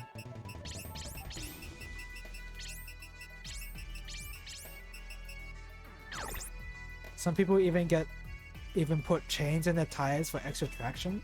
Oh, that's pretty metal. Sorry. The chains on your tires? With that, I mean, it makes sense in terms of extra traction, but wouldn't that cause even more wear on your tires? I guess it wouldn't matter at that point, but I guess it's only really used for like extreme snow, I think, or something like that. There's like over an inch thick of snow. I don't know how big an inch is. I'm Australian. I don't know the imperial system that well.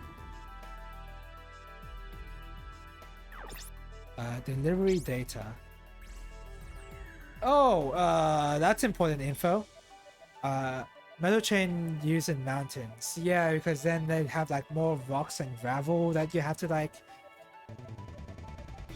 travel across, I assume, and chain lets you grab a hold of the loose rocks and all that.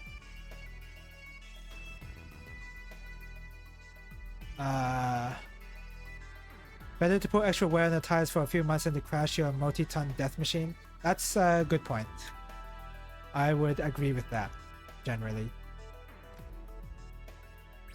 I guess I was thinking too much of like our Australian roads, how we don't have to really deal with that, and I've never seen chain on tires before. So what is this stuff? This looks like delivery data. Looks like an inventory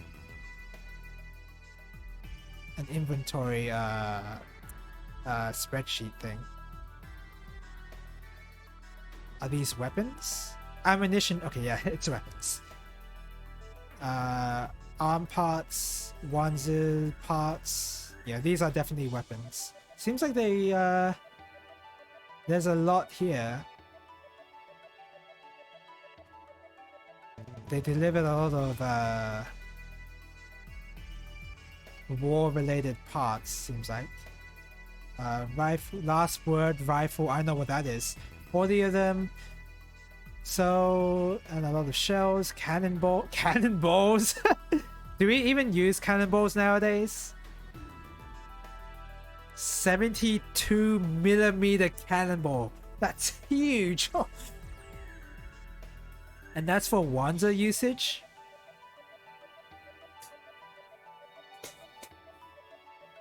But anyway, yeah, this is a whole lot of weapons. Yeah, I can understand that much. An inch is just over 24mm, by the way. So... Okay. That's not that much. Because that would be like... 2 cent... that's not really... That's manageable, I would think. Is two... What is an unmanageable amount of snow? Is it like 6 inches of snow? Like, how bad can it get?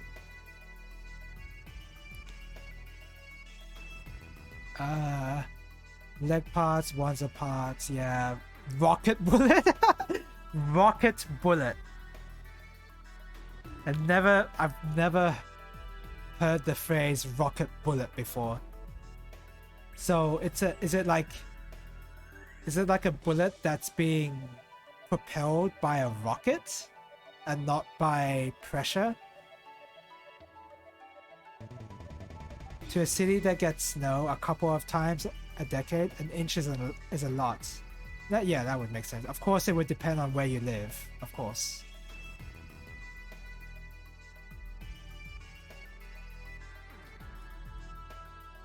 Okay. Oh, there was a company name there that I missed. Yeah, just more weapons. Other places can get a foot or more in a single storm. A foot is 12 inches, right? That is pretty... That's a lot of snow. That's way too much.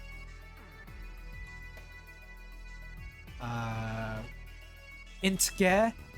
Oh, Intergehen. That's the company that was funding the coup d'etat in this game. And screwed over Van Nakaj. No doubt about it. This is a list of equipment delivered from Intergehen to the Aladesh army. I'm glad I made that connection myself reading the inventory list.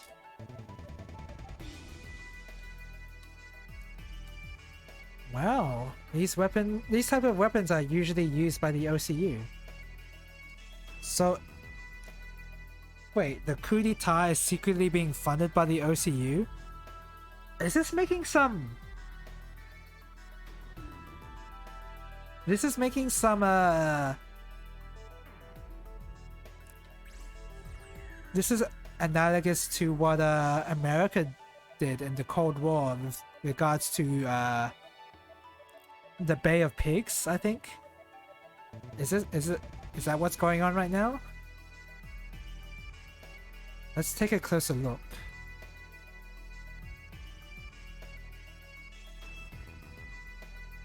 Oh, sorry. Lisa said there isn't any data about where Intergehen's whereabouts in there. Let's take a closer look, is what Malin says.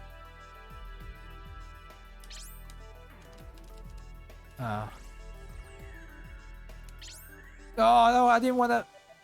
I live in a place where 6 inches being forecast isn't out of the ordinary. 6 inches. What is 6 times 24? Well, 6 times 20 is 120. And 4 times 6 is 24. So 144 millimeters. Meaning 14 centimeters of snow. That's about half of... Okay. That's a lot of snow. Is that like... How manageable is that for you? is it manageable, or is it like, do you have to do a bit of shoveling, I imagine. 15 inches of, well, 15 centimeters of snow, you have to do some shoveling. Cars might have to like be dug out, I would think.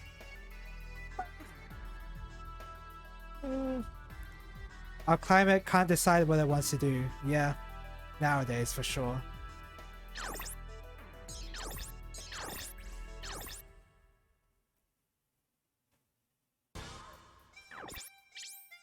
Did Mafia get? Now that you mention it, there were some people in here just a while ago. But I'm afraid I can't tell you that anyhow. Schools might close for the day if we get that much snow. Okay. Okay. I think I get it. You know, interestingly enough, even though we've never had snow in Australia, well, at least over here in South Australia, we've had hail before. I've seen hail. We haven't had huge chunks of hail. We've just had like pebbles of, like, is it even pebbles? Like crumbs of hail. And they're like, how do I describe the size of them? Penny-sized hails, I think. 5-cent size hails, and not even as big as that, like slightly smaller than that.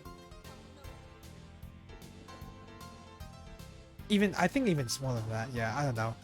But yeah, I've seen hail before. Most businesses stay open though.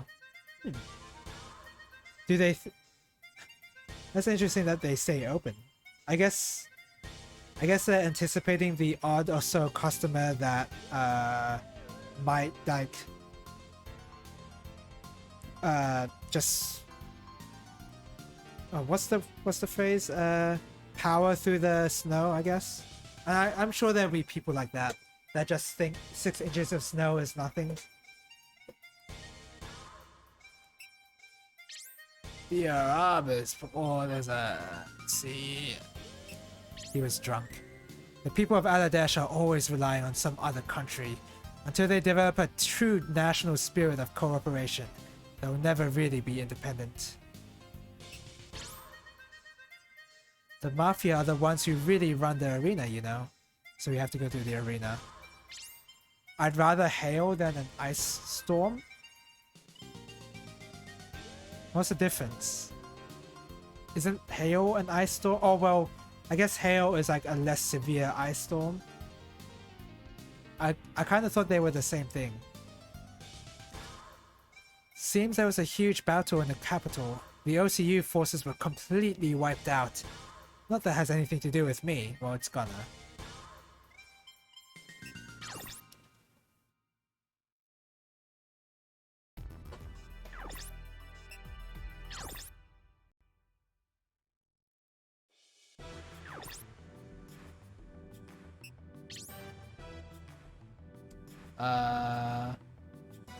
He's not. Apparently, he doesn't say anything according to the event script. Freezing rain instead of a hail. Yeah, I think that's what we got. No, wait, we didn't get that. Sorry. Nah, we got hail. We got hail. Huh, okay. I didn't really realize there was a distinction. One of these... So, I think Judy says, if you want to meet Void, put a woman in the ring. Oh, so that's your clue, because earlier, Void...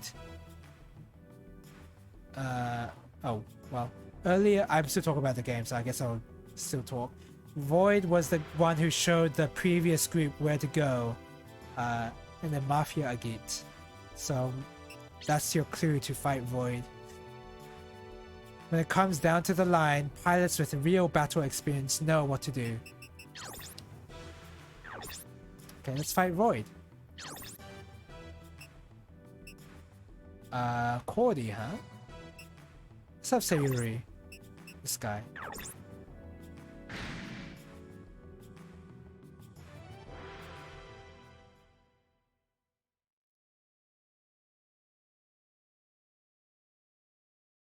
Hail is ice falling from the sky. Freezing rain is liquid water falling from the sky and freezing to whatever it lands on.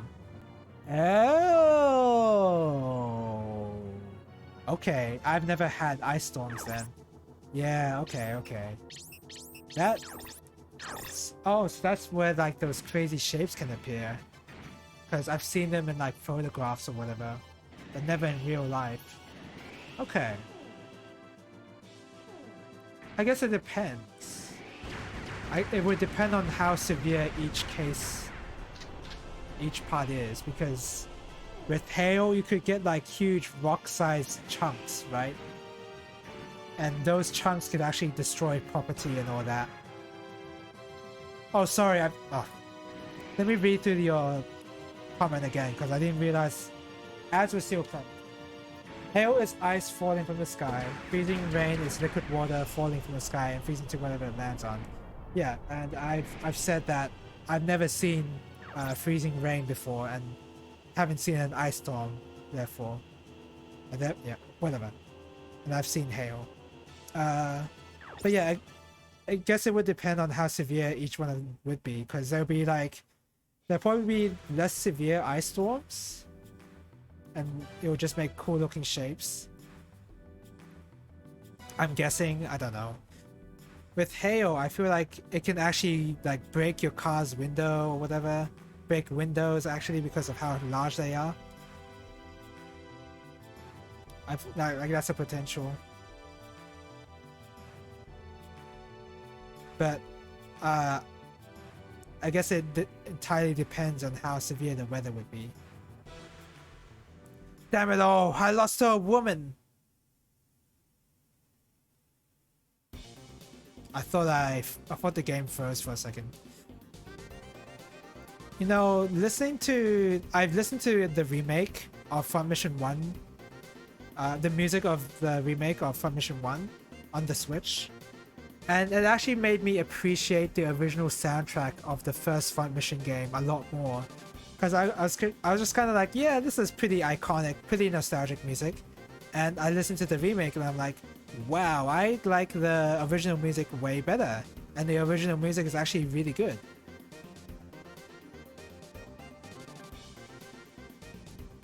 So it's a shame. I don't think the remake music is all that great, unfortunately.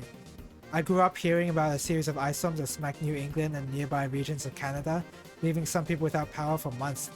Damn! That's... yeah, okay.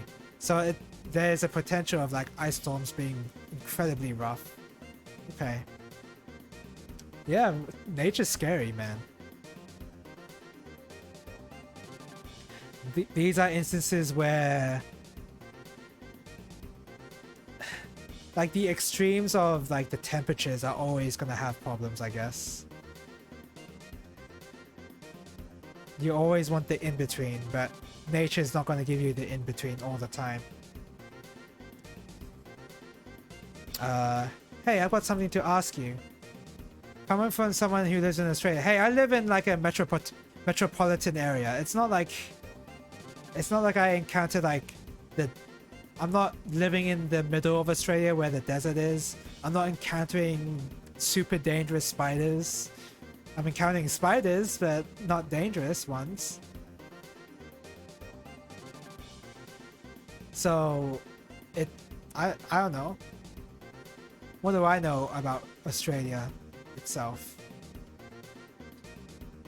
But, I mean, I've found redbacks before. Redback spiders are like the common dangerous spider, and I don't know, they're just a spider to me. Maybe I've desensitized to anything spider related with Australia. I just like, oh, it's a spider. Oh, it's dangerous. Wow. Who would have thought a dangerous spider in Australia? Who would like? Okay. The grass is green, sky is blue. I just like find it normal.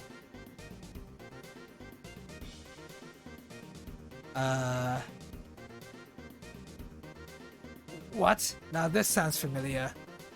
We want to know where to find the Berg Transportation Office. Of course you do. So you just tell us straight up, right? I'll tell you straight, so don't bother me, okay? Man, he's just as weird as I heard.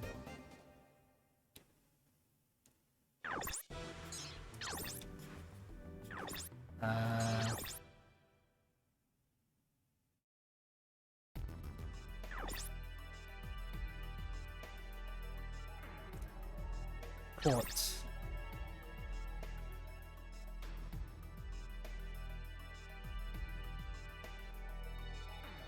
Google calls them Australian Black Widow. Off the name alone, I wager they're pretty damn dangerous. I think there was another one. Okay, so Black Widow Spider. Yeah. Oh yeah, I've just called them redback spiders, but I guess they're called widow spiders. There's one more spider that's actually really dangerous that hides in your shoe. I think you find them more and more outback areas as well.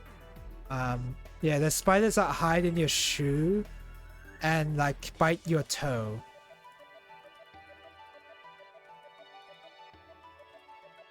And they were, I think, in Australia.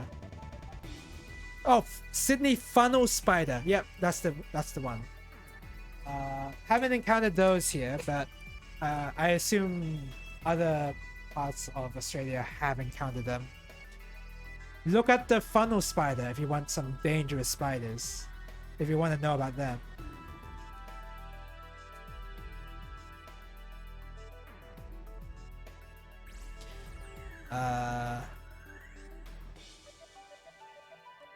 Well, here we are. What? Doshta? Oh, what? As in, like, what? Like, what do you want me to do now? The get is really here. You screw us, I'll get you. Man, I'm getting used to people not trusting me. Redbacks and widows are related but not the same. Oh, really? Okay. I just know about redbacks. And maybe redbacks are not, they're different. Yeah, we have a cricket team called the Redbacks, so it has to be a Australian spider, right? We have a cricket team called that, called the Redbacks. Widows are in the Americas. Oh, okay. Oh, so you're calling, Google calls them the Australian Black Widow. Okay, okay. Yeah, we just call them the Redback Spider here. Australian Black Widow. Yeah, okay. They do look pretty similar, yeah. Yeah, we have a cricket team called the Redbacks after the spiders. Which is pretty fun. In terms of like Australian sports, I don't really tune into a lot of them. The only sports I really tune into is like the tennis or the badminton. And to be fair, Australians are big into tennis, sorta, because of the Australian Open. So that's not like unusual. But generally speaking, like our national sports are rugby, AFL, which is our national sports. Like it's very specific to our country, AFL, and cricket. And I'm not really paying attention. Oh, and rugby as well. And I don't really pay attention to any of them except tennis.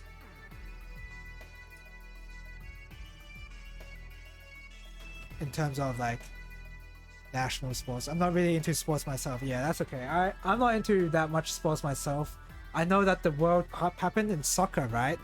Didn't pay attention to any of it because I'm not really interested in that.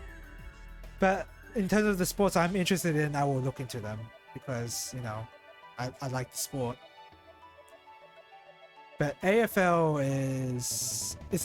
I admit it's a pretty interesting sport. I just don't follow it as much as a typical Australian, I guess. I used to dabble in playing badminton. Badminton's a lot of fun. I gotta get back into playing badminton now that you mention it. And enjoy watching the occasional game of volleyball. Volleyball is a pretty fun spectators game. Huh? Like, I only know the rules of volleyball because I watched the anime Haikyuu that explain the rules. Like any sport that is featured in an anime, I know the rules of because of the anime. Because that's the only way I can figure out the rules. Sumo is also fun to watch every now and again. Yeah, yeah. UFC sometimes as well. When you, yeah. He really is strange, isn't he? How much do I have to read? Sorry, hold on. Oh, there's a lot to read. There's a lot to read. And I have to get going now. Yeah, okay, I'm gonna stop now. After reading this. Yeah, I'm gonna have to save here. Well, I can save state here. Yeah, I'll save state here. I actually have to go. Alright. Thank you guys for watching. So tomorrow probably going to be for more Fun Mission 2. On Thursday, I don't know if it's going to be more Fun Mission 2 or I'm going to play a shmup. It will depend on how I feel at that time. I used to watch a hell of a lot of WWE, but I've drifted away from that as well. Also considering WWE has changed dramatically since you grew up, right? Like it has changed a lot. So it's not only has your interest changed, it's also changed into something different. The WWE. Great stream, thank you. Yeah, I'll hydrate after I stop. I want to know if there's somebody to raid right now. I want to get more used to raiding people. I think that's a good practice to be consistent with, right? Anyone playing any shmups? Diojo? Big Malone? Oh, Big Malone raided me earlier. I'm gonna raid him. More Fun Mission streaming, please. Oh, I'll do it tomorrow. Don't you worry. It depends on Thursday if I do it, which is like 2 days ago. But for tomorrow, I'm definitely doing more Fun Mission 2. Welcome to the stream, by the way, Fly Wizard. Yeah, I love the Fun Mission universe. But I'm gonna raid Big Malone because he raided me earlier last night. So I'll do that. It looks like he's playing some shmup. What's it say? Giga Wing 2. Oh, someone recommended me that game too. I gotta try that at some point. Alright. Yeah, thank you guys for watching. And yeah, hopefully see you later. Bye-bye.